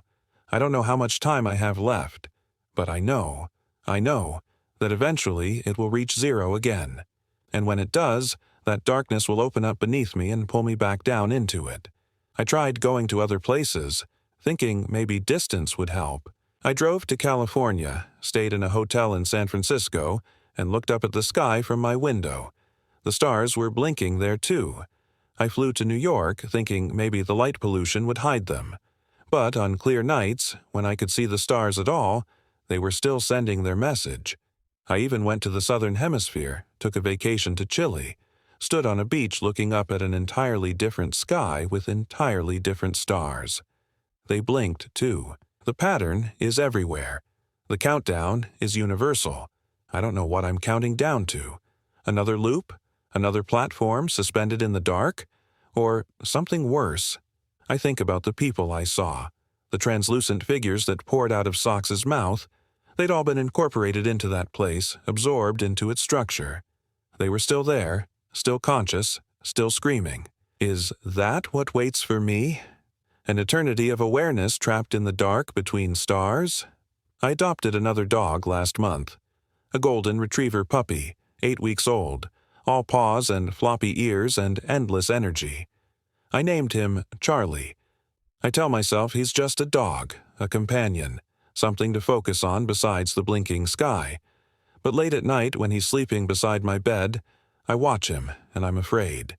Afraid that I'll wake up and find his eyes have turned black. Afraid that he'll open his mouth and that other voice will come out, counting down, telling me my time is almost up. I came to the Fremont National Forest for signal, for some sign that I was still human, still capable of feeling. I got my sign. I learned that there are places where the rules we live by don't apply, where consciousness and matter and time bend into shapes we're not meant to perceive. I learned that there are things waiting in those places, vast and ancient and hungry, and I learned that once you catch their attention, once they mark you, they don't let go. The stars are still counting down. I can see them right now, through my window, blinking their message across the infinite dark. I don't know what number they've reached. I'm afraid to try to translate it, afraid to know how much time I have left. But I feel it getting closer, that 0 point approaching like a train in a tunnel, the headlight growing brighter, the rumble growing louder. It's coming for me. The darkness is coming, and when it arrives, when the count finally reaches 0 again, I won't fight it. I'll just close my eyes and let it take me down, down into that space between stars where the dead things whisper and the vast shapes move through endless night. Because I'm tired. I'm so tired of being afraid, of looking up and seeing that countdown blinking, blinking, blinking. Maybe when I'm absorbed into that dark structure, when I become another screaming consciousness trapped in the framework of that place, maybe then I'll finally find what I was looking for. Not peace. There's no peace there, but at least an ending, at least a 0 at the end of the countdown. I think about Socks sometimes. I wonder if she's still there, still trapped in that in-between space. I wonder if she knows I tried to save her. I wonder if she can forgive me for bringing her to that place, for putting her at risk, for being too weak or too stupid or too broken to protect her when it mattered. I hope she's not suffering. I hope she's just gone, erased. Nothing. That would be better than the alternative. The countdown continues. The stars blink their message. And I sit here in my apartment with Charlie sleeping beside me, waiting for 0, knowing it's coming and powerless to stop it. That's the real horror, I think. Not the faceless figures or the impossible loops or the platform suspended in dark. It's the waiting, the knowing, the absolute certainty that your time is measured in star blinks, in Morse code pulses, in numbers descending toward an inevitable conclusion. I came to Fremont National Forest for quiet and learned what quiet costs. It costs everything, and it never stops collecting. Story 3. My name is Nicholas. I'm 34. The moss at Shawnee National Forest felt warm, like skin. I should have known something was wrong the moment I stepped out of the RV and touched that first tree. The bark was ordinary enough, rough, dark, smelling of damp wood and earth, but the moss growing along its northern face radiated heat like fever flesh. I pulled my hand back and stared at my palm, half expecting to see a rash or burn, but the skin looked normal. Just pale. Just my hand. Nick, you planning to help or just fondle the forest all day? That was Derek, my older brother, already hauling coolers from the back of his truck. He'd convinced me to take this trip, said we needed to reconnect after Dad's funeral 6 months ago. 3 days in southern Illinois, just the 2 of us in the woods. I'd driven the RV down from Chicago while he'd followed in his pickup, and now we were here, deep in the Shawnee, surrounded by hickory and oak that seemed to lean in too close. Yeah, sorry. I grabbed my duffel and a box of supplies, trying to shake off the unease. The campsite was isolated, exactly what Derek wanted. No other campers visible through the dense foliage, just a small clearing with a fire ring and a weathered picnic table. The afternoon sun filtered through the canopy in sickly yellow shafts, and somewhere in the distance I heard water moving. Garden of the Gods area. The ranger had said when we'd checked in. Beautiful rock formations, great hiking. Be careful of the cliffs. Derek was already setting up his tent near the fire ring, refusing to sleep in the RV even though I'd told him there was room. Real camping, he'd insisted, like when we were kids. But we'd never camped as kids. Dad had hated the outdoors, preferred his armchair and his bourbon. This trip was Derek's invention, his way of rewriting history into something warmer than it had been. I spent the next hour getting the RV leveled and connected, running through the familiar routine of stabilizing jacks and checking propane. The normalcy of it helped. This was just camping. Just trees and moss and my brother's misplaced nostalgia. Nothing wrong with any of it. Except the moss. I kept noticing it everywhere now.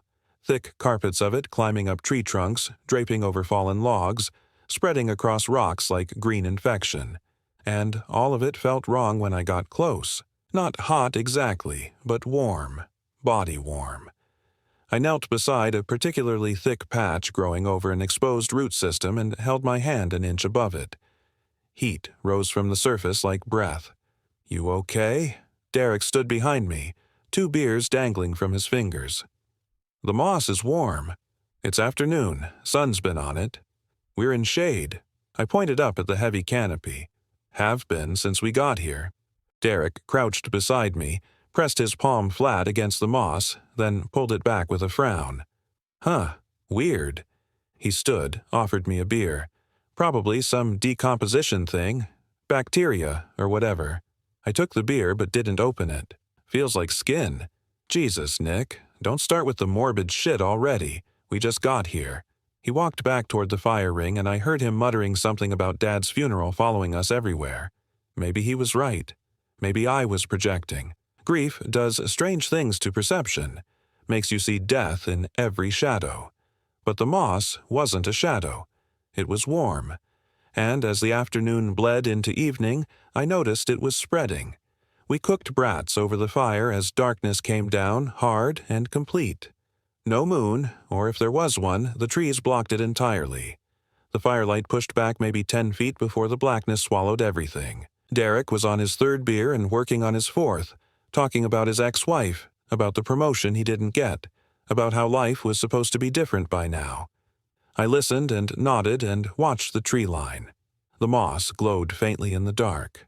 Just at the edges of the firelight I could see it pulsing with dim bioluminescence, soft green light that breathed in and out like something alive. I wanted to point it out to Derek, but he was drunk now, maudlin, and I knew he'd just tell me I was seeing things. "Remember that time Dad took us fishing?" Derek said, staring into the flames. "You caught that huge bass and he was so proud." "That never happened." "Sure it did. Lake Geneva. You were maybe 8. Derek, Dad never took us fishing. He never took us anywhere." My brother's face hardened in the firelight. "You always do this. Always rewriting everything to make it worse than it was." "I'm not." "He wasn't perfect, but he tried. You just can't admit it because you're stuck in this victim narrative where everything was awful and—" "He broke your arm when you were 12. My voice came out flat, cold. "Threw you down the stairs during one of his benders. Mom told the hospital you fell off your bike." Derek went quiet. The fire crackled. Somewhere in the darkness beyond our camp, something moved through dead leaves. A slow, deliberate sound that raised the hair on my neck. "I'm going to bed," Derek finally said. He stood, unsteady, and walked toward his tent without another word. I heard the zipper, heard him curse as he struggled with his sleeping bag, then silence. I sat alone by the fire and watched the moss glow brighter. By midnight, I couldn't ignore it anymore. The moss had spread across the clearing, creeping toward the fire ring in thick ropes and patches. Where there had been bare dirt that afternoon, now green growth pulsed with that same body warmth. I knelt and touched it again. Definitely warmer now, almost hot. The texture had changed too. Earlier, it had felt like normal moss, spongy and damp. Now it had a slick quality, smooth and almost slippery, and when I pressed down it gave way like flesh over muscle. I pulled my hand back, wiping it on my jeans. The smell hit me then, subtle but distinct, organic, like the inside of a mouth. "Derek." I didn't shout. Something about the darkness made me want to whisper. "Derek, wake up." No response from the tent. I could hear him snoring, that wet rattle he'd had since he broke his nose in high school. Part of me wanted to let him sleep, to deal with this alone. But the reasonable part, the part that wasn't watching moss spread like living tissue across the campsite, knew I needed backup for whatever this was. I stood and walked toward his tent, giving the moss patches a wide berth. The firelight was dying now, embers glowing like eyes in the dark, and beyond the camp, the forest had gone absolutely silent. No insects, no night birds, nothing but the sound of my footsteps and Derek's snoring and my own pulse hammering in my ears. I was 3 feet from his tent when I saw the moss on it. It had grown up the side facing away from the fire, spreading across the blue nylon in thick patches that pulsed with inner light. As I watched, it crept higher, moving with glacial but visible speed. In minutes, it would reach the rainfly. In an hour, maybe less, it would cover the entire tent. "Derek!" I grabbed the zipper and yanked it down. "Derek, get up! Get out!" He jolted awake, confused and angry. "What the hell? Look!" I pointed at the tent wall. He twisted around, saw the moss creeping across the fabric, and his face went pale in the dim light. "What the fuck is that?" "I don't know, but it's everywhere. It's spreading." I backed away from the tent as Derek scrambled out, nearly falling in his hurry. He wore only boxers and a t-shirt, and his breath came in short gasps as he stared at his moss-covered tent. That wasn't there. I checked before That wasn't there. I know. Moss doesn't grow that fast. Moss doesn't glow. What the fuck is happening? I had no answer. We stood together in the dying firelight, watching the moss continue its advance. It had surrounded the tent now, creating a ring of softly glowing green that crept inward. Where it touched the fabric, I could see the material beginning to sag, to darken, to almost melt into the moss itself. Derek made a move toward the tent, probably going for his phone or his shoes, but I grabbed his arm. "Don't touch it." "My stuff is in there." "I don't care. Something's wrong with it. With all of it." I gestured at the clearing, at the patches of moss that now covered most of the ground between the fire ring and the tree line. "We need to get in the RV, now." We ran. I led the way, Derek stumbling behind me in his bare feet, both of us moving fast but not quite panicking. Not yet. The RV was only 30 feet from the fire ring, but those 30 feet felt like miles in the dark. My flashlight beam danced across patches of glowing moss, across tree trunks thick with it, across shapes in the darkness that might have been rocks or logs or something else entirely. I yanked the RV door open and nearly fell inside, Derek right behind me. I slammed the door shut and locked it, then stood there breathing hard, my heart trying to punch through my ribs. "Okay," Derek's voice shook. "Okay, we're okay. We're inside. We're safe." I moved to the window and looked out. The moss had spread farther, forming almost a complete carpet now across the clearing. Derek's tent had collapsed under the weight of it, just a blue hump beneath undulating green. The fire was almost dead, just coals now, and by their faint light I could see the moss spreading up the picnic table, across Derek's truck's tires, toward the RV. We need to leave. I moved to the driver's seat, turned the key. The engine coughed once, twice, then caught. Relief flooded through me. Hold on. But when I put it in gear and tried to move, the RV lurched forward maybe a foot before stopping with a sick grinding sound. I pressed the gas. Nothing. I could hear the engine straining, could feel the whole vehicle shuddering, but we weren't moving. "What's wrong?" Derek leaned over my shoulder. "I don't know. Something's—" I killed the engine and grabbed my flashlight, moved to the door. "Wait, where are you going?" "To check the wheels." I opened the door before Derek could stop me and shone my light down. The moss had grown into the wheel wells. Thick ropes of it wrapped around the tires, connecting them to the ground in a web of pulsing green tissue. As I watched, more growth spiraled up from the earth, reaching for the undercarriage. I could see it moving now, see it spreading in real time, and the heat coming off it made my face flush. I stumbled back inside and locked the door. "We're stuck. It's growing around the wheels." Derek stared at me. "That's impossible. Look for yourself." He did. I watched his face in the flashlight's glow as he processed what he was seeing. The confusion giving way to fear, giving way to something like understanding. "We need to call someone. Rangers, police, someone." I pulled out my phone. No signal. Of course, no signal. We were deep in the forest, surrounded by hills and hollows that ate cell reception. I'd known that before we came, had mentioned it to Derek, who'd said it was part of the appeal. No distractions. No outside world. Nothing. I showed him the screen. You? He checked his phone, still in the pocket of his jeans that he'd pulled on. Same. Fuck. He ran his hands through his hair, pacing the narrow space between the kitchenette and the dinette. Okay. First light, we hike out. There's a ranger station maybe 5 miles back the way we came. We can make it in a couple hours. What about until then? We wait. We stay inside. That shit can't get through the walls, right? It's just moss. But it wasn't just moss. We both knew that now. Whatever this was, it was something else wearing moss's skin, and the way it moved, the way it grew, the way it felt, none of it was natural. I made coffee, even though neither of us would sleep. We sat at the dinette table and watched through the windows as the moss consumed our campsite. Derek's tent had completely disappeared beneath it. His truck's tires were hidden under mounds of growth. The picnic table had become a moss-covered lump that barely resembled furniture, and it kept spreading, toward the RV, up the trees, across everything. Tell me about Dad. Derek's voice was quiet. The real stuff. No bullshit memories. I looked at him. His face was pale, drawn. He looked older than his 36 years. Why now? Because I'm tired of pretending, and because... He gestured at the window, at the nightmare outside. Because I don't know if we're getting out of here, and I'm tired of dying on a hill defending a man who never defended us.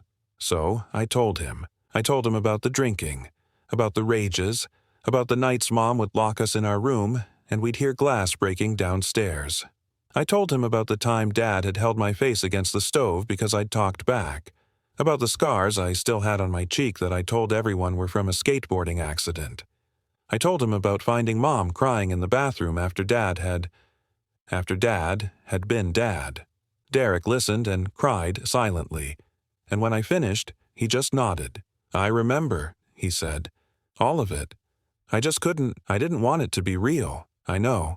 The funeral, everyone talking about what a great guy he was, what a loss. And I just stood there agreeing, nodding, playing the grieving son, like I wasn't relieved. Like some part of me wasn't glad he was finally gone. That doesn't make you a bad person, doesn't it? He wiped his eyes. What does it make us? That we're glad our father's dead? Survivors, I said. It makes us survivors. We sat in silence after that, drinking coffee, watching the moss. Around 3 a.m, Derek noticed something that made him lean forward, squinting through the window. Nick, look at the tree. I followed his gaze.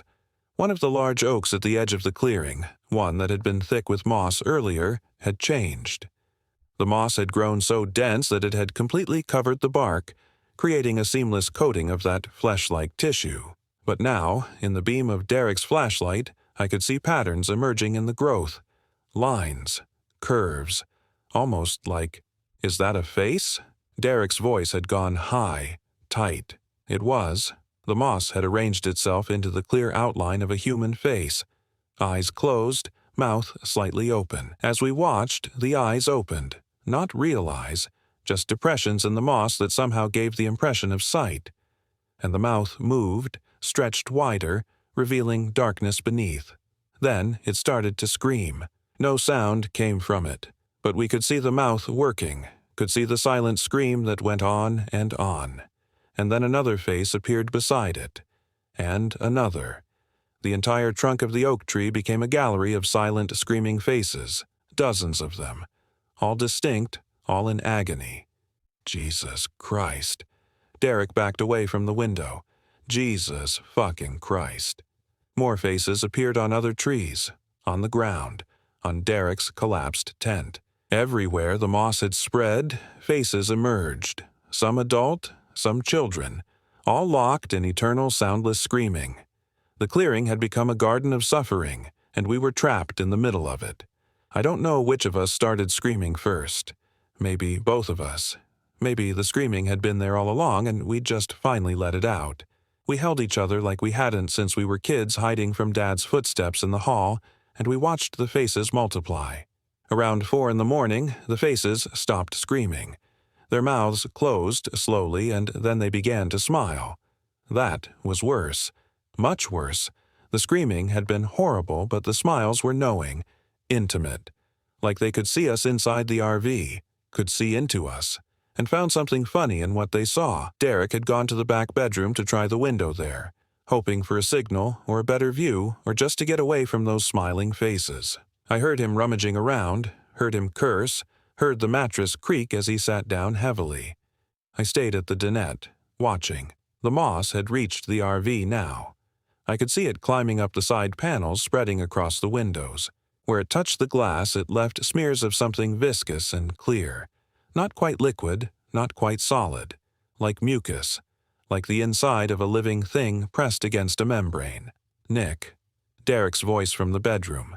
Tight, controlled. Too controlled. Nick, you need to see this. I didn't want to see anything. I wanted to close my eyes and wake up in my apartment in Chicago. Wanted this to be a nightmare brought on by grief and stress and too much coffee. But Derek's voice had that quality that meant something was very wrong. So I stood and walked back through the narrow hallway to the bedroom. Derek stood at the window, his face bloodless in the flashlight's glow. He didn't look at me, just pointed at the glass. The moss outside had formed words. Large letters, carefully shaped, pressed against the window from outside. Nicholas. Derek. We remember. What the fuck does that mean? Derek's voice cracked. We remember what? Remember what? I couldn't speak, couldn't move. Because underneath the first message more words were forming. The stairs, the stove, the bathroom, the broken arm, the locked door. No. The word came out as a whisper. No, that's not. Dad showed us where. Dad opened the door. More words, forming faster now. We were already here. We were always here. Waiting in the moss.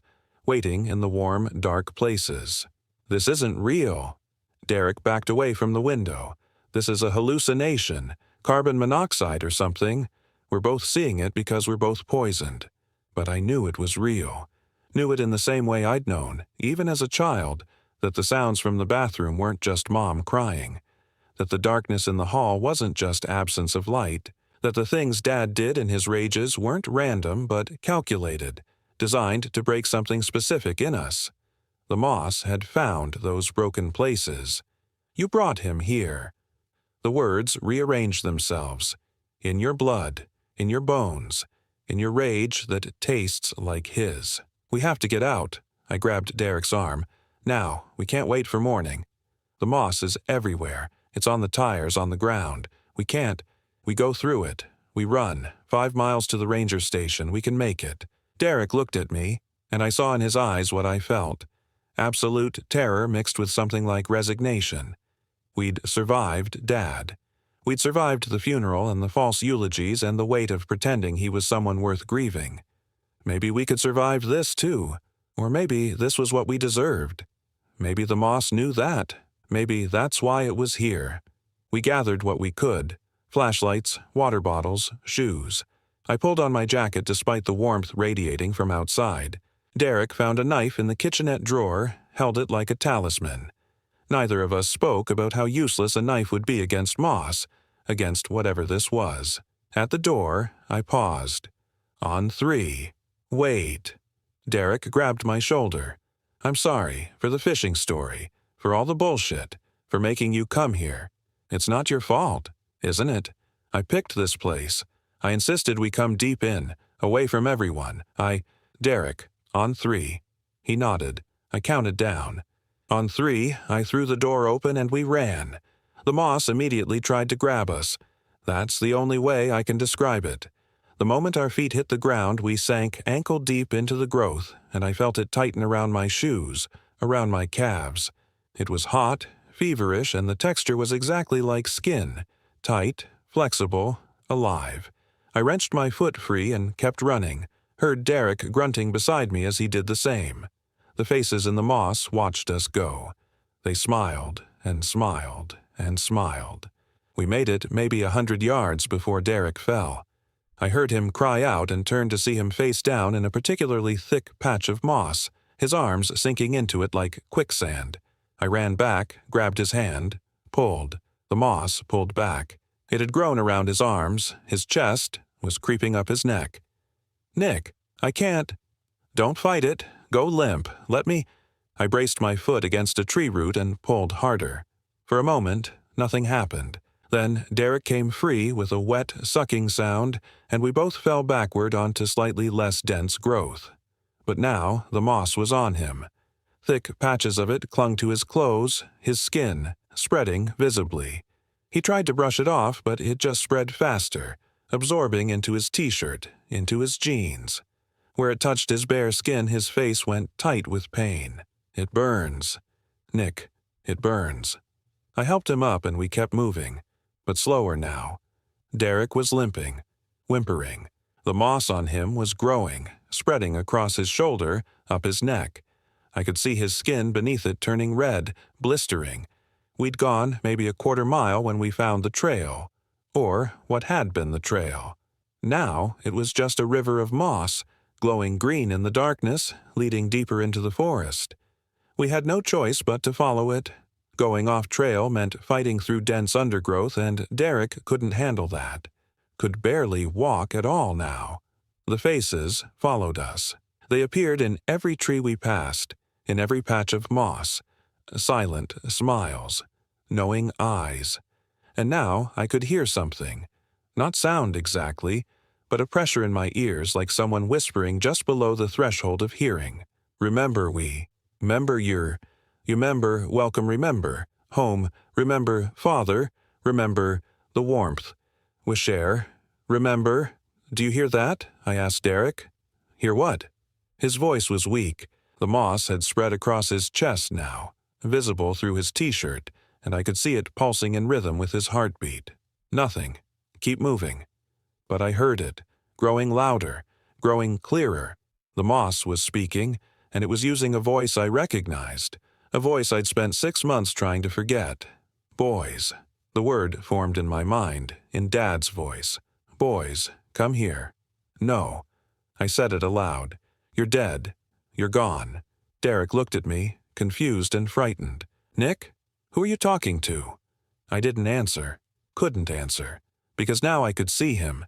Standing on the trail ahead, his shape formed entirely from moss, glowing faintly in the darkness. Not quite solid, not quite real, but there. Dad's height, Dad's posture, Dad's way of standing with his weight on his back foot, hands loose at his sides, ready. The moss Dad smiled. "Come on, boys. Time to come home." "He's not real." I grabbed Derek's arm, tried to pull him forward, but Derek had stopped, was staring at the figure on the trail. "Dad?" His voice was small, childlike. "Don't listen to him, Derek." The moss thing stepped closer, its face forming features now. Dad's features, rough and approximate but recognizable. "You know what he is. Always lying, always making me out to be the monster. Derek, we have to go. That's not him. It's the moss. It's using our memories." But Derek was transfixed. The moss on his body had spread to his face now, growing over his cheek, reaching for his eye. He didn't seem to notice, just stared at the thing wearing our father's shape. I tried to pull him, but he was rooted. The moss had grown through his shoes, into the ground, connecting him to the trail. He'd become part of it. "Derek." I pulled harder, but it was like trying to move a tree. He didn't budge. The moss Dad came closer, and now I could smell it. That smell of Dad's breath, bourbon and cigarettes and something sour beneath. "Let him go, Nick." The thing reached out with hands that weren't quite hands. "He wants to stay. Don't you, Derek?" "I want—" Derek's voice was dreamy, distant. "I want it to make sense. I want it to have meant something." "What, son?" The thing touched Derek's face, and more moss bloomed where its fingers made contact. "The pain, the fear, all of it. I want it to have been for something. To have made us stronger or taught us something or—" His voice broke. "I don't want it to have just been cruelty, just meanness, just you being broken and breaking us because that's all you knew how to do." The moss dad pulled back slightly, and for a moment something passed across its face. Recognition, regret, before the smile returned. It was love, boys. Everything I did was love. You're lying. I stepped between them, between Derek and the thing. You didn't love us. You didn't even like us. We were just things that were there. Things you could hurt when you felt like hurting something. The thing's face rippled, became less defined, more monstrous. The mouth opened too wide. You don't know what I felt, what I feel. I'm still here, Nick. Still in you. Still in him. Still teaching you how to be men. No, but my voice shook because I could feel it. That familiar weight in my chest. That tightness in my jaw that was exactly how Dad used to look before he'd lash out. I'd spent years recognizing it in mirrors, in photographs, that expression that made me look like him. That made me wonder how much of him was in me, how much of his poison I carried in my blood. The thing laughed, Dad's laugh, that bark of sound that was never really joy. There it is. There's my boy. Angry, just like Dad. Behind me, Derek made a sound, a sob or a laugh or both. Let him go, he said. Nick, just let me go. I'm tired. No, I can't fight anymore, can't pretend anymore. I'm so tired of being broken. Derek, it hurts less when I stop fighting it. His voice was fading, becoming something else. The moss had covered most of his face now, growing into his mouth, his nose. He was being absorbed. It's warm, like being held, like being wanted. It's not real. It's not. But I couldn't finish because the thing that had been Dad was reaching for me too, and its touch burned and soothed simultaneously. And part of me, the part that was still that scared kid hiding from footsteps in the hall, wanted to give in, wanted to believe that the pain had meant something, that the fear had been love, that the man who broke us had loved us. But I'd spent 6 months going to therapy, 6 months unpacking the damage, 6 months learning that love doesn't hurt like that, doesn't destroy like that, doesn't leave scars like that. No. I pulled my arm back from the thing's grasp, felt moss tear away from my skin. You weren't love. You were cruelty wearing love's name, and I won't let you take him too. I grabbed Derek, grabbed him with both hands and pulled with everything I had. The moss fought back, tightening around him, pulling him down. I could hear it screaming now, not in Dad's voice but in 1,000 voices. All the voices of all the people it had absorbed over however many years this thing had been here. But I'd already lost one person to the poison Dad left in us. I wouldn't lose another. I pulled until my shoulders screamed, until my back threatened to give, until something finally tore, and Derek came free in a shower of moss and clear fluid that smelled like rot and hospitals and Dad's bedroom at the end when the cancer had eaten through him. We fell together onto the trail and I dragged Derek to his feet and ran. He was lighter than he should have been. The moss had taken something from him, had eaten parts of him from the inside. But he was moving, was running beside me, and that was enough. Behind us, the thing that wore Dad's shape roared. The forest came alive with sound, branches cracking, earth heaving, that whisper scream that was 1,000 voices compressed into one. The moss surged after us, wave after wave of it flowing down the trail like a living tsunami. We ran until Derek's legs gave out, until mine did too. We collapsed on a rocky outcropping. Bare stone, no moss, no growth. The wave stopped at the edge of the rocks, unable to cross, and we lay there gasping while it writhed and reached for us like a living thing. The sun was coming up. I hadn't noticed until now, but the sky was lightening, going from black to gray to pale blue, and in the growing light I could see what we'd run through, miles of forest, every inch of it covered in moss, faces screaming and smiling from every surface. And at the center of it all, still standing on the trail, the thing that had worn Dad's shape. It was dissolving now, falling apart in the daylight. The moss was receding, pulling back into the earth, into the trees. The faces faded. The warmth died. Within minutes there was nothing left but ordinary forest, green and quiet and innocent. Derek lay beside me, barely breathing. The moss had left marks on him, burns across his chest and face, deeper wounds where it had tried to burrow into him. But he was alive. We both were. Did that really happen?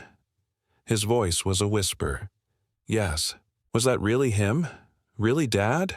No, just something that knew how to hurt us. Something that fed on pain and found ours easy to access.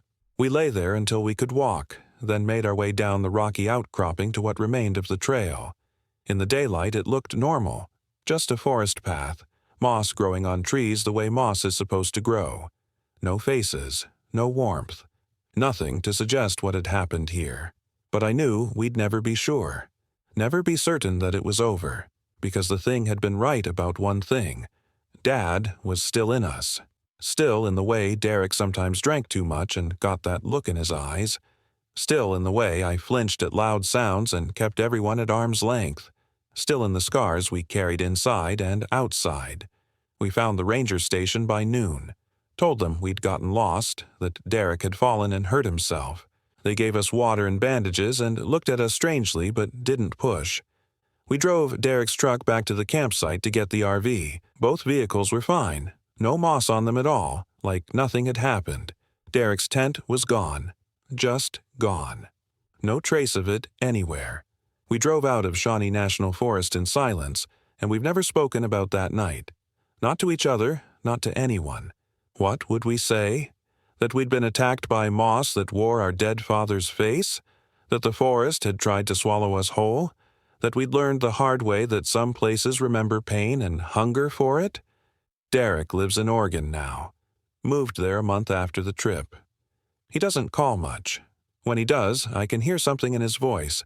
Something hollow, something eaten. He tells me he's fine, tells me the burn's healed, tells me he's seeing someone nice and thinking about getting a dog. But I know he still has nightmares. I know because I do too. Dreams where I'm back in that forest, where the moss is growing up through my bed, where Dad's voice whispers from the walls. Come home, boys, come home. I sold the RV. Couldn't stand to look at it. Haven't been camping since. Haven't been in a forest at all. Sometimes, when I'm walking in the city, I'll see moss growing on a brick wall or a tree in a park, and I'll stop and stare at it, waiting for it to move, waiting for it to warm under my touch, waiting for faces to emerge. It never does, but I know what's possible now. Know what's waiting in the warm, dark places where pain sinks deep and roots take hold. Know that Dad didn't really die at all. He just became part of the earth, part of the growing things, part of the forest that feeds on what we carry inside. And I know that someday, maybe when I'm older or weaker or just tired of running, I'll touch moss that feels like skin, and I'll hear his voice again. Come home, Nick. Time to come home. I'll fight it. I'll run again if I have to. But part of me, the part that's still that scared kid, the part that never stopped looking for Dad's approval even after everything he did, part of me wonders if Derek was right. If it would hurt less to just stop fighting. If the warmth would feel like being held. If the moss would finally make the pain mean something. I don't know. I hope I never find out. But late at night, when I can't sleep, when the scars ache and the memories press in close, I find myself thinking about Shawnee National Forest, about the moss, about the faces smiling in the dark. And I wonder if Derek is thinking about it too. If he stands at his window in Oregon and watches the trees. If he presses his palm against moss and feels for warmth. If he's waiting, like I am, for the invitation to finally stop running and come home. Story 4. I'm Catherine, 34, and the air at Devil's Den State Park in Arkansas tickled my ear like breath the moment I stepped out of our rented RV. It was September, and my husband Marcus had been planning this trip for months. A chance to disconnect, he said, to remember what it felt like to be just us again. Our marriage had been fraying at the edges lately, worn thin by his long hours at the law firm and my growing suspicion that those hours weren't always spent in conference rooms. But I'd agreed to come, hoping the Ozark wilderness might stitch us back together. The park ranger who checked us in at the visitor's center was a weathered woman in her 60s named Carol, with deep-set eyes that seemed to catalog us as we stood before her desk. She asked where we were planning to camp, and Marcus showed her the reservation confirmation for Site 23, one of the more remote spots near the Yellow Rock Trail. "That's pretty far back," Carol said, not quite meeting our eyes. "Cell service is non-existent out there. You folks experienced campers?" "We'll be fine," Marcus assured her, that lawyer confidence bleeding through. "We've got everything we need." Carol's mouth twitched almost like she wanted to say something more, but she simply handed us our permit and a map. As we turned to leave, she called after us. "If you need anything, the ranger station is manned until 10. After that," she trailed off, then seemed to collect herself. "After that, you're on your own until morning." The drive to our site took 20 minutes along a winding dirt road that cut through dense forest. Dogwoods and oaks pressed close on both sides, their branches forming a canopy that blocked out much of the afternoon sun. Marcus drove our rented 32-foot Winnebago with the careful attention of someone unused to handling something so large. I watched the odometer, counting the distance from the main road, feeling that isolation settle over us like a second skin. Site 23 was a clearing carved out of the woods, with a fire ring made of blackened stones and a weathered picnic table listing slightly to one side. The trees here were different, older, thicker, their bark scarred and twisted. Marcus backed the RV into position while I got out to guide him, and that's when I first felt it. That peculiar sensation of warm breath against the back of my neck, so distinct I actually turned around expecting to see someone standing behind me. Nothing. Just trees and shadows and the afternoon light filtering through in dusty shafts. "How's this?" Marcus called from the driver's window. "Perfect," I said, forcing brightness into my voice. We spent the next hour setting up camp, leveling the RV, connecting the propane, rolling out the awning. Marcus worked with methodical efficiency, consulting the manual he'd downloaded on his phone before we'd lost service. I tried to help, but mostly I found myself distracted by the sounds of the forest. Birds calling to each other in patterns that seemed almost conversational, branches creaking though there was barely any wind, and underneath it all, a kind of ambient whisper I couldn't quite identify. "Did you hear that?" I asked at one point. Marcus looked up from adjusting the stabilizer jacks. "Hear what?" "I don't know. Like whispering." He listened for a moment, then shook his head. "Just wind in the trees, Kate. You're wound too tight. That's why we're here, remember? To relax." But it wasn't wind. Wind doesn't feel like someone exhaling directly into your ear canal. Doesn't carry with it the faint scent of something organic and wrong. Not quite decay, but close to it. I didn't say anything else, though. Marcus had been looking for reasons to call me anxious, overwrought, ever since I'd confronted him about the late-night texts from someone named Jennifer at his office. By the time we finished setting up, the sun was beginning its descent. The forest took on that golden quality peculiar to autumn evenings, everything amber and honey-colored, almost pretty enough to make me forget the unease coiling in my stomach.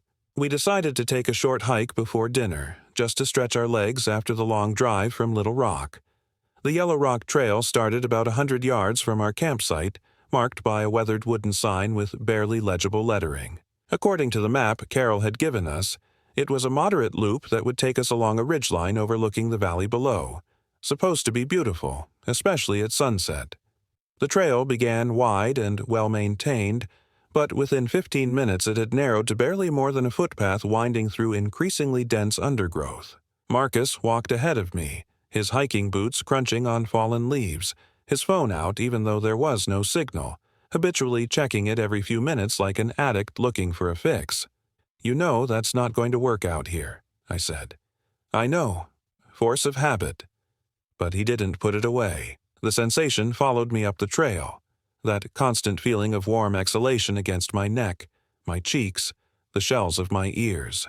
Sometimes it felt like it was coming from my left, sometimes my right, once from directly in front of me, as if I'd walked face first into someone's breathing space. Each time I'd stop and turn, searching for the source, but there was never anything there, just trees and rocks and the carpet of dead leaves that covered everything. "Kate, come on," Marcus called back. "You keep stopping. We're not going to make it to the overlook before dark at this rate." I hurried to catch up, and as I did I could have sworn I heard my name. Just the faintest whisper of it carried on that warm exhalation. Catherine, did you say something? I asked when I reached Marcus. No. Why? Nothing. Never mind. The overlook, when we finally reached it, was breathtaking. The valley spread out below us in a patchwork of green and gold, the sun painting everything in shades of fire. We stood there for several minutes in silence, and for a moment, just a moment, I remembered why I'd married Marcus. There had been a time when he would have taken my hand, when we would have shared this beauty without needing to speak. But now he stood apart from me, still checking his dead phone, and the moment passed. That's when I noticed the trees. Around the overlook, carved into the bark of several large oaks, were symbols. Not the typical teenage graffiti hearts and initials, but something else.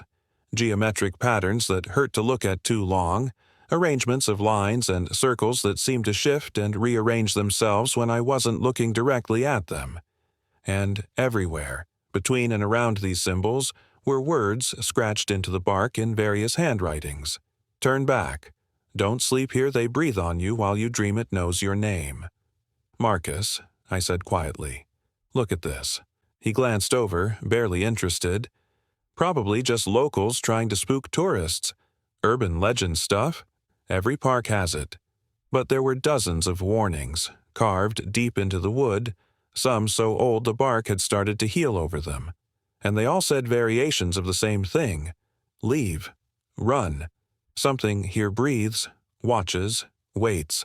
The sun was touching the horizon now, and the golden light had taken on a reddish quality that made the trees look like they were bleeding. The temperature had dropped noticeably, and I wrapped my arms around myself. We should head back, I said. For once, Marcus agreed. The hike down was faster, almost frantic. The breathing sensation had intensified as the light faded, and now I could feel it constantly. Hot exhalations against my neck, my face, the backs of my hands. Not wind. Too warm, too rhythmic, too purposeful, like something walking right behind me, matching my pace exactly, breathing on me with every step. I started walking faster, then faster still, until I was almost running down the trail, branches whipping at my face and arms. Behind me, Marcus called out for me to slow down, but I couldn't. The sensation had become unbearable, suffocating, like being trapped in a crowded room where everyone was pressing too close and exhaling their hot breath directly onto my skin. By the time I burst into our campsite, I was gasping, my heart hammering so hard it hurt. Marcus emerged from the trail a minute later, angry and confused. "What the hell was that about?" he demanded.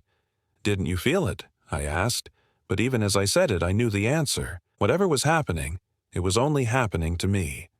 Marcus stood there in the gathering darkness looking irritated and tired, but not afraid, not affected at all. "Feel what, Kate? You just took off running like something was chasing you." "Something was," I said, but the words sounded crazy even to my own ears. Marcus sighed, that long-suffering exhalation he'd perfected over the past year. "This is exactly what I'm talking about. This anxiety, this paranoia." "Don't," I cut him off. "Don't make this about my mental state. Something is wrong here. Those warnings carved into the trees are just bullshit campfire story nonsense. Jesus, Kate, we came out here to reconnect and you're already spiraling." I wanted to scream at him, to make him understand. But what could I say? That the air itself felt malevolent? That I could feel something breathing on me? He'd just use it as more ammunition in his case that I was losing my grip on reality. Instead, I went into the RV and locked myself in the tiny bathroom, splashing cold water on my face and trying to calm down. In the mirror, my skin was flushed, my pupils dilated. I looked terrified and exhausted, and I hated that Marcus would see it as proof of his theory rather than a rational response to something genuinely wrong. When I finally emerged, Marcus had started a fire and was grilling hamburgers on a portable camp stove. The smell was comforting, normal, and I let myself believe for a moment that maybe I had overreacted. Maybe it was just anxiety, stress from the state of our marriage manifesting as physical symptoms. We ate in near silence, the only sounds the crackling of the fire and the night chorus of insects and frogs. The darkness here was absolute. No light pollution, no nearby campers, nothing but our small fire pushing back against the suffocating black of the forest. Stars were beginning to emerge overhead in quantities I'd never seen in the city, so many they looked like someone had spilled salt across the sky. "It really is beautiful here," I offered, trying to build a bridge. Marcus nodded, but he was looking at his phone again, even though it was dead. Just holding it like a talisman. "We should talk," I said. "About us, about Jennifer." His jaw tightened. "There's nothing to talk about. I've told you she's just a paralegal at the firm. We work on cases together. At 10 o'clock at night? On weekends?" "Yes, Kate, that's what lawyers do. We work. It's how I pay for this RV, this trip, our house, everything." The old argument, the one we'd had 100 times. I felt the fight drain out of me. What was the point? I knew what I knew, and no amount of explaining would change it. That's when the breathing started again. This time it was everywhere. Not just on my neck, but all around me, as if the forest itself had begun to respire. Hot, moist exhalations from every direction, carrying with them that smell of organic wrongness. I stood up abruptly, knocking over my camp chair. "There it is again," I said. "Tell me you don't feel that." Marcus looked at me with something between concern and exasperation. "Kate, I don't—" "Stop. Just stop and feel it. Please." He closed his eyes and I watched his face, desperate for some sign of recognition. After a long moment he opened them and shook his head. "I'm sorry. I don't feel anything except normal wind." But it wasn't wind. Wind doesn't exhale in rhythmic patterns like breathing. Wind doesn't carry the warmth of something alive. And wind doesn't whisper your name in a voice that sounds like it's coming from inside your own head. "Catherine, Catherine, Catherine. I'm going to bed," I said abruptly. "It's only 8 o'clock. I don't care. I'm exhausted." Inside the RV, I locked the door and closed all the curtains, trying to create a barrier between myself and whatever was outside. The interior felt safe, insulated, the LED lights bright and normal. I changed into my sleep clothes and climbed into the bed above the cab, pulling the covers up to my chin like a child hiding from monsters. For a while, I could hear Marcus outside, tending the fire, moving around the campsite. Then the RV door opened and closed, and I heard him moving around in the galley below me, the sound of water running, cabinets opening and closing. Eventually, his footsteps retreated to the back bedroom, and I heard the door close. I should have been able to sleep. I was exhausted, physically and emotionally. But every time I closed my eyes, I felt it. That warm breath on my face, like someone leaning over the bed in the darkness, exhaling onto my eyelids, my cheeks, my lips. My eyes would snap open, but there was never anything there. Just the ceiling of the RV, the shadows cast by the small nightlight I'd left on. Around midnight, I heard Marcus get up and go outside. I climbed down from my bunk and peered through a gap in the curtains. He was standing by the dead fire, his phone in his hand, holding it up as if trying to catch a signal. He stood there for a long time, silhouetted against the starlight, and I felt a surge of anger so intense it surprised me. Even here, in the middle of nowhere, he couldn't let it go. Couldn't focus on us, on fixing what was broken. He had to keep checking for her messages, her calls, whatever the hell it was they shared that he wouldn't share with me anymore. I was about to go back to bed when I noticed something that made my blood turn cold. Marcus wasn't alone. Behind him, barely visible in the darkness, stood a figure. Human-shaped but wrong somehow, its proportions slightly off, too tall and too thin. And as I watched, it leaned forward, bringing its face close to the back of Marcus's head, and I could see its mouth open. No sound reached me through the RV's walls, but I could see its chest expand and contract as it breathed on my husband. Long, deliberate exhalations that ruffled his hair. I screamed his name, fumbling with the RV door lock. By the time I got it open and tumbled outside, Marcus was turning toward me with an expression of shock and irritation. "What the hell, Kate?" "Behind you," I shouted, but even as the words left my mouth I could see there was nothing there anymore. Just empty darkness and the silhouettes of trees. "There's nothing behind me. Jesus Christ, you scared the shit out of me." There was someone, something, standing right behind you, breathing on you. Marcus looked at me for a long moment, and in his eyes I saw something I'd never seen before. Not just disbelief or frustration, but fear. Fear of me, of what he was starting to think I was becoming. "Kate, we should go home. First thing in the morning, we'll pack up and—" "No," I interrupted. "No, I'm not crazy. I know what I saw." "I didn't say you were crazy. You didn't have to." I wrapped my arms around myself, suddenly freezing despite the humid warmth of the night. "Fine. Go back to bed. Forget I said anything." I turned and went back into the RV, locking the door behind me. Through the window, I watched Marcus stand there for several more minutes, looking at the space where the figure had been, before finally coming back inside. He went straight to the back bedroom without saying anything, and I heard the lock click. We were 20 feet apart and might as well have been on different planets. I didn't sleep. I lay in my bunk, feeling that constant warm breath on my skin, listening to the sounds of the forest outside, and to other sounds, harder to identify. Footsteps circling the RV, soft and deliberate. The occasional scratch of something against the metal exterior, like fingernails dragging along the side. And underneath it all, a sound I couldn't quite place. Rhythmic, organic, like the breathing of something enormous. Around 3 in the morning, I heard Marcus get up again. I listened to him moving around in the back of the RV, heard a drawer open and close, then footsteps, and the squeak of the RV door opening. I climbed down from my bunk and crept to a window.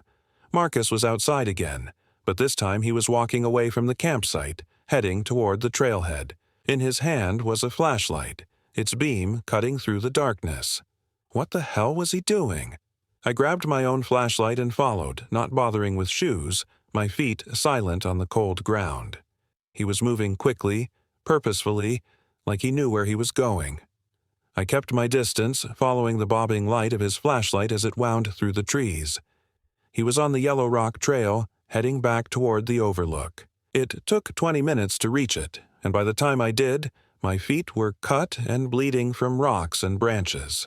I crouched behind a large oak at the edge of the clearing and watched. Marcus stood at the overlook, his phone in one hand, flashlight in the other, still trying to get a signal.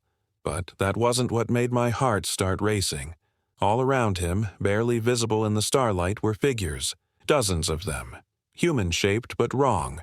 Too tall, too thin, their limbs bending at angles that shouldn't be possible. They formed a circle around my husband, and each one was leaning toward him, their faces close to his skin, mouths open, breathing on him.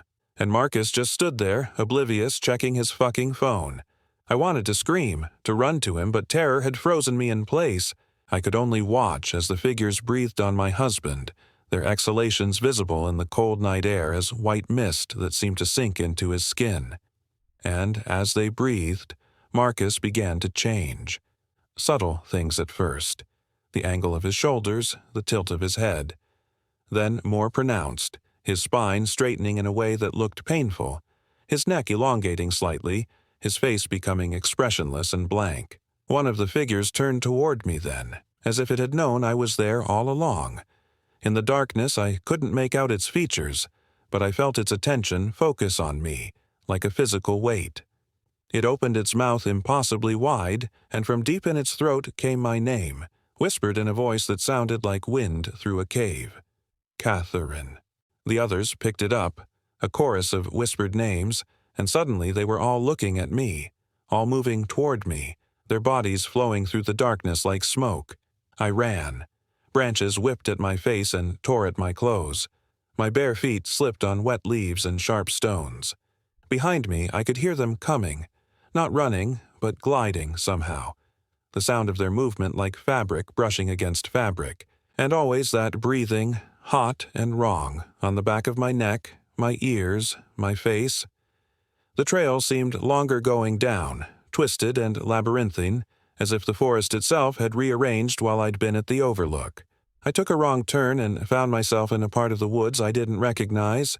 The trees pressed so close together I could barely squeeze between them. I could still hear the things behind me, patient and relentless, breathing their hot corruption into the night air. When I finally burst into our campsite, I was sobbing and bleeding, my nightclothes torn and filthy. I scrambled into the RV and locked every door, every window, pulling all the curtains closed.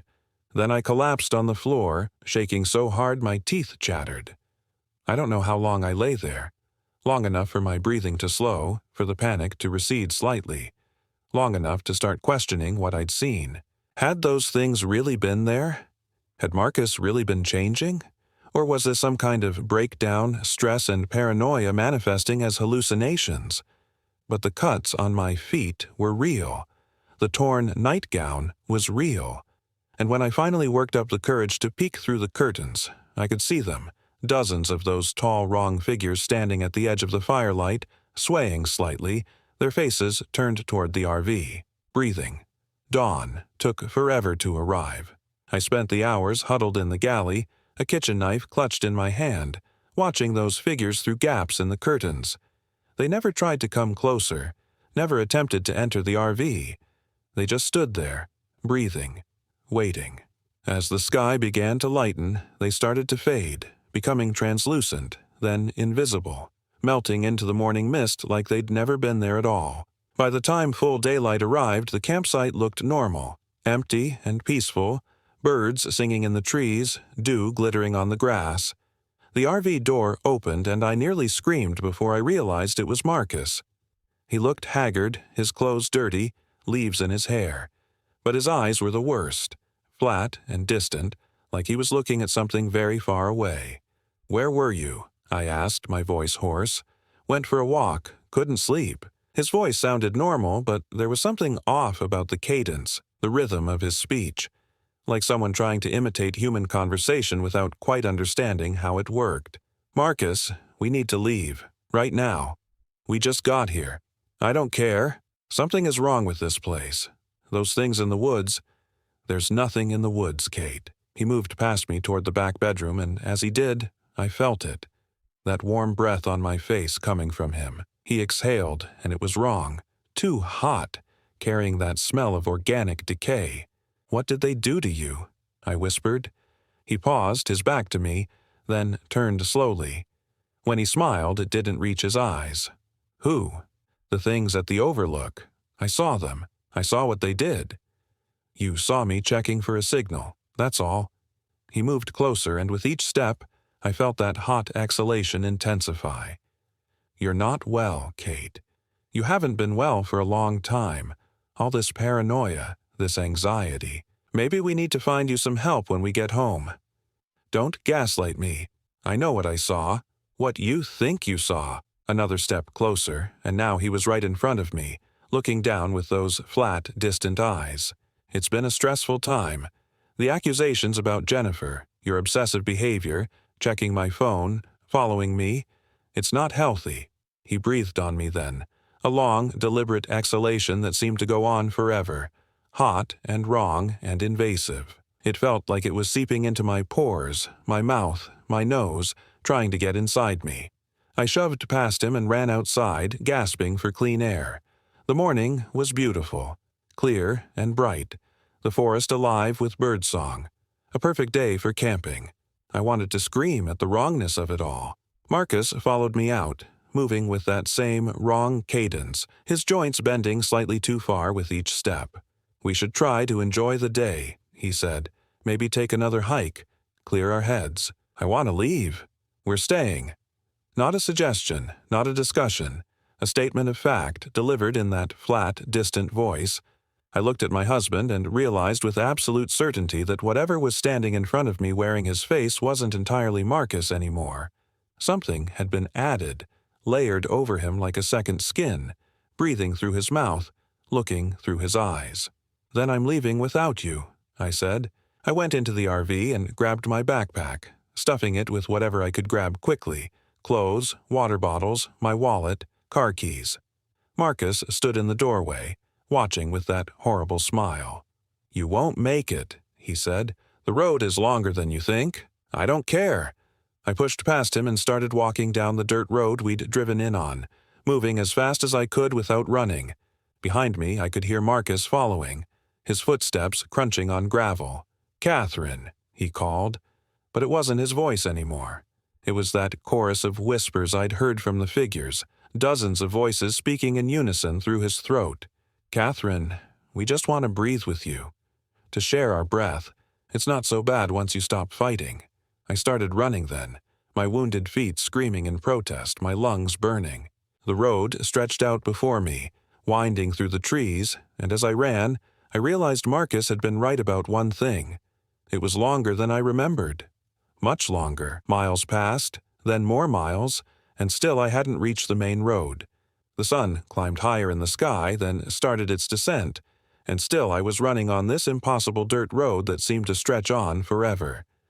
I finally collapsed just as darkness began to fall, my legs giving out, my chest heaving. I lay on the road, staring up at the trees overhead, and felt that familiar warm breath start again, all around me, coming from every direction.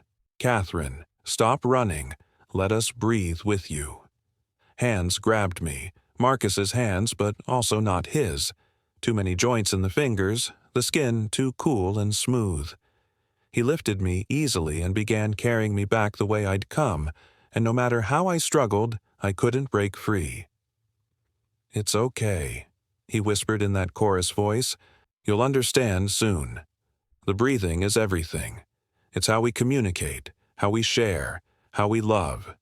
You'll feel it once you stop fighting, once you let us in." He carried me all the way back to the campsite as darkness fell completely. The figures were back, dozens of them, hundreds maybe, standing in the shadows beyond the firelight. Waiting. Marcus set me down by the fire ring and knelt beside me. His face looked almost normal in the flickering light, almost like the man I'd married, but when he opened his mouth I could see down his throat, see the darkness inside that went on forever. "We've been here a long time," he said in that terrible multi-voice. "Since before the park, before the name, before the people who warned others carved those trees. We were here when these mountains were young. We are the breath of the earth itself, the exhalation of everything that grows and dies and feeds the soil. And we're so lonely, Catherine, so lonely and cold. We need you to let us breathe with you, to share your warmth." "No," I whispered. "It's already too late. You've been breathing us in since you arrived. We're inside you now, mixing with your breath, becoming part of you. Soon you'll be like Marcus, a home for us, warm and alive and aware. You'll walk in the world for us, breathe on others for us, help us spread." The figures were moving closer now, forming a circle around me and the thing wearing Marcus's skin. I could see them more clearly in the firelight, tall and impossibly thin, their features blurred and indistinct, mouths open wide like they were gasping or screaming or both. And from each mouth came that hot, wrong exhalation, visible as white mist in the cooling night air. They all breathed together, a synchronized respiration that seemed to make the very air vibrate. The sound was overwhelming, suffocating, like being trapped in a giant lung, and with each breath I felt them inside me, felt their presence in my chest, my throat, mixing with my own breath until I couldn't tell where I ended and they began. I tried to scream, but when I opened my mouth what came out was their breath, hot and wrong and carrying that smell of organic decay. I was becoming a vessel for them, a new home for their ancient hunger. That's when I felt something break inside me. Not my body, but something deeper, some core of self that I'd been holding on to. The terror receded, replaced by a strange calm. If I was going to die, if I was going to be transformed into one of these things, I wasn't going to do it passively. I lunged at Marcus, driving my shoulder into his chest and knocking him backward. For just a moment, surprise crossed those flat eyes. Surprise that I would fight, that I wasn't simply accepting this. I ran, not down the road this time, but directly into the forest, crashing through undergrowth and briars, not caring about the branches that tore my skin or the roots that tripped me. Behind me, I could hear them coming, that synchronized breathing growing louder, more insistent. But I kept running, driven by some animal instinct that wouldn't let me surrender.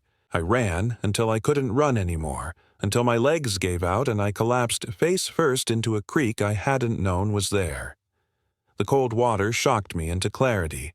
I dragged myself to the opposite bank and lay there, gasping, listening to them approach. They gathered on the other side of the creek, dozens of those tall figures, and Marcus at the front looking at me with something almost like sadness. "You can't run from us," he said. "We're already inside you." And he was right. I could feel them with every breath I took, their presence mixing with my own respiration. But I also realized something else. They needed me alive. They needed me conscious and aware, a willing host. They couldn't force the transformation if I fought it. "Then I'll stop breathing," I said. I held my breath, felt my lungs burn, felt the pressure build in my chest. The figures on the other side of the creek began to waver, to flicker like candle flames in a draft. Marcus reached toward me, his face contorting in something like panic. "Don't," he said, and for just a moment I heard his real voice underneath the chorus. "Kate, please don't. It hurts when they're trapped inside and the host dies. Please." But I held on, my vision darkening at the edges, my heart hammering. Just a little longer, I thought. Just long enough to... My body betrayed me, forcing me to gasp in air. But in that moment of oxygen deprivation, something had changed. The presence inside me had weakened, become less certain. I understood then what I had to do. I stood and started walking, following the creek downstream, controlling my breathing. Short, shallow breaths that gave them less to work with, less to feed on. The figures followed on their side of the water, unable or unwilling to cross. They breathed at me, trying to overwhelm me with their exhalations, but I kept my breathing shallow and controlled, starving them. I don't know how long I walked. Hours, maybe. The sky began to lighten again, and as dawn approached, the figures started to fade. But Marcus remained, keeping pace with me on the other side of the creek. "You can't keep this up forever," he said. "You have to sleep eventually, and when you do, we'll finish what we started." But I could see a change in him, too. As the sun rose higher, his movements became more jerky, less coordinated. Whatever they'd done to him, it was weakening in daylight. Or maybe he was fighting them now, trying to reclaim himself. The creek widened, became a stream, then a small river. And finally ahead, I saw it. A bridge. A modern, metal bridge carrying a paved road. A civilization. I ran the last 100 yards and stumbled onto the bridge. On the other side of the river, Marcus stood at the water's edge, his face twisted in frustration and something else. Regret, maybe, or longing. "Kate," he said, and this time it was definitely his voice, struggling to be heard through the chorus. "I'm sorry. I'm so sorry. I didn't know. When I went to check for signal, they were there, and I didn't notice them until it was too late. Help me, please." I wanted to go to him. Despite everything, the affair I suspected, the gaslighting, the distance between us, he was still my husband. But I could see the figures gathering behind him in the tree line. Dozens of them, waiting for full darkness when they'd be strong again. "I can't," I said. "I'm sorry, Marcus. I can't." I turned and started walking up the road. Behind me, I heard him call my name one more time, his real voice breaking through. Then silence. A car found me an hour later, a park ranger making morning rounds. She took one look at me, bloody, filthy, and torn clothes, my eyes wild, and immediately radioed for help. They took me to a hospital in Fayetteville, where doctors treated my cuts and dehydration and gently suggested I might benefit from talking to someone about trauma. I tried to tell them about Marcus, about the things in the forest, about what had happened. They sent a search and rescue team to Devil's Den, but they found our campsite abandoned, the RV locked and empty. No sign of Marcus, no unusual figures in the trees, just an empty campsite and the normal sounds of the forest. The police investigated for a while, but with no body and no evidence of foul play, they eventually filed it as a missing person case, another hiker who'd wandered off and gotten lost in the Ozark wilderness. It happens more often than people think. I tried to explain, but the more I talked about breathing figures and possession and transformation, the more concerned everyone became about my mental state. Eventually, I stopped trying. What was the point? They couldn't help Marcus now, and they couldn't fight something they didn't believe existed. 6 months have passed. I'm living in a small apartment in Tulsa now, as far from the mountains as I can get while staying in Oklahoma. I take shallow breaths. I've taught myself to breathe like someone with chronic asthma, short and careful, never taking in too much air at once. People think it's anxiety, and I let them believe that. It's easier than the truth. Sometimes, late at night, I feel it. That familiar warm exhalation on my neck, my face, my lips. I know they're still inside me, waiting, patient as stone, for me to let down my guard, waiting for me to take one deep, satisfying breath that would give them the strength to finish what they started. I check the news obsessively, searching for stories from Devil's Den. There aren't many. A few hikers reporting feeling watched. A couple who abandoned their campsite after weird experiences. One grainy photo someone posted online of a tall, thin figure standing in the trees. The Park Service attributes it to wildlife and overactive imaginations. But I know better. They're still there, in that valley, breathing on anyone who comes close enough, breathing on the rangers and day hikers and families on vacation. Most people never notice. Most people take normal breaths and feel nothing unusual. But some, the ones who are vulnerable somehow, the ones who are cracked and open to invasion, they feel it, and if they stay long enough they join the others in the trees. I think about Marcus constantly, wondering if any part of him is still in there, still aware, trapped inside his own body while something else breathes through his mouth. I hope not. I hope that whatever consciousness he had is gone, that he doesn't know what's happening. But I suspect that's not how it works. I suspect he's in there, screaming silently while the things that breathed on him in that overlook use him to breathe on others. I received a package last week. No return address, just my name written in handwriting I recognized as Marcus's. Inside was his phone, finally dead, its screen cracked. And when I turned it on and plugged it in to charge, there was one new voicemail, left the day after I escaped. I've listened to it 100 times, trying to parse meaning from the sounds. It's mostly just breathing, that synchronized, rhythmic respiration I remember so well. But at the very end, so faint I have to turn the volume all the way up, I can hear Marcus's voice. "It's so lonely here, Kate. So cold. Please come back. Please let us breathe with you again. Please." I deleted the voicemail. I threw away the phone. But I can't forget his voice, that plea underneath the horror. And sometimes in my darkest moments I think about going back, about finding that overlook again and letting them finish what they started. At least then I could stop fighting.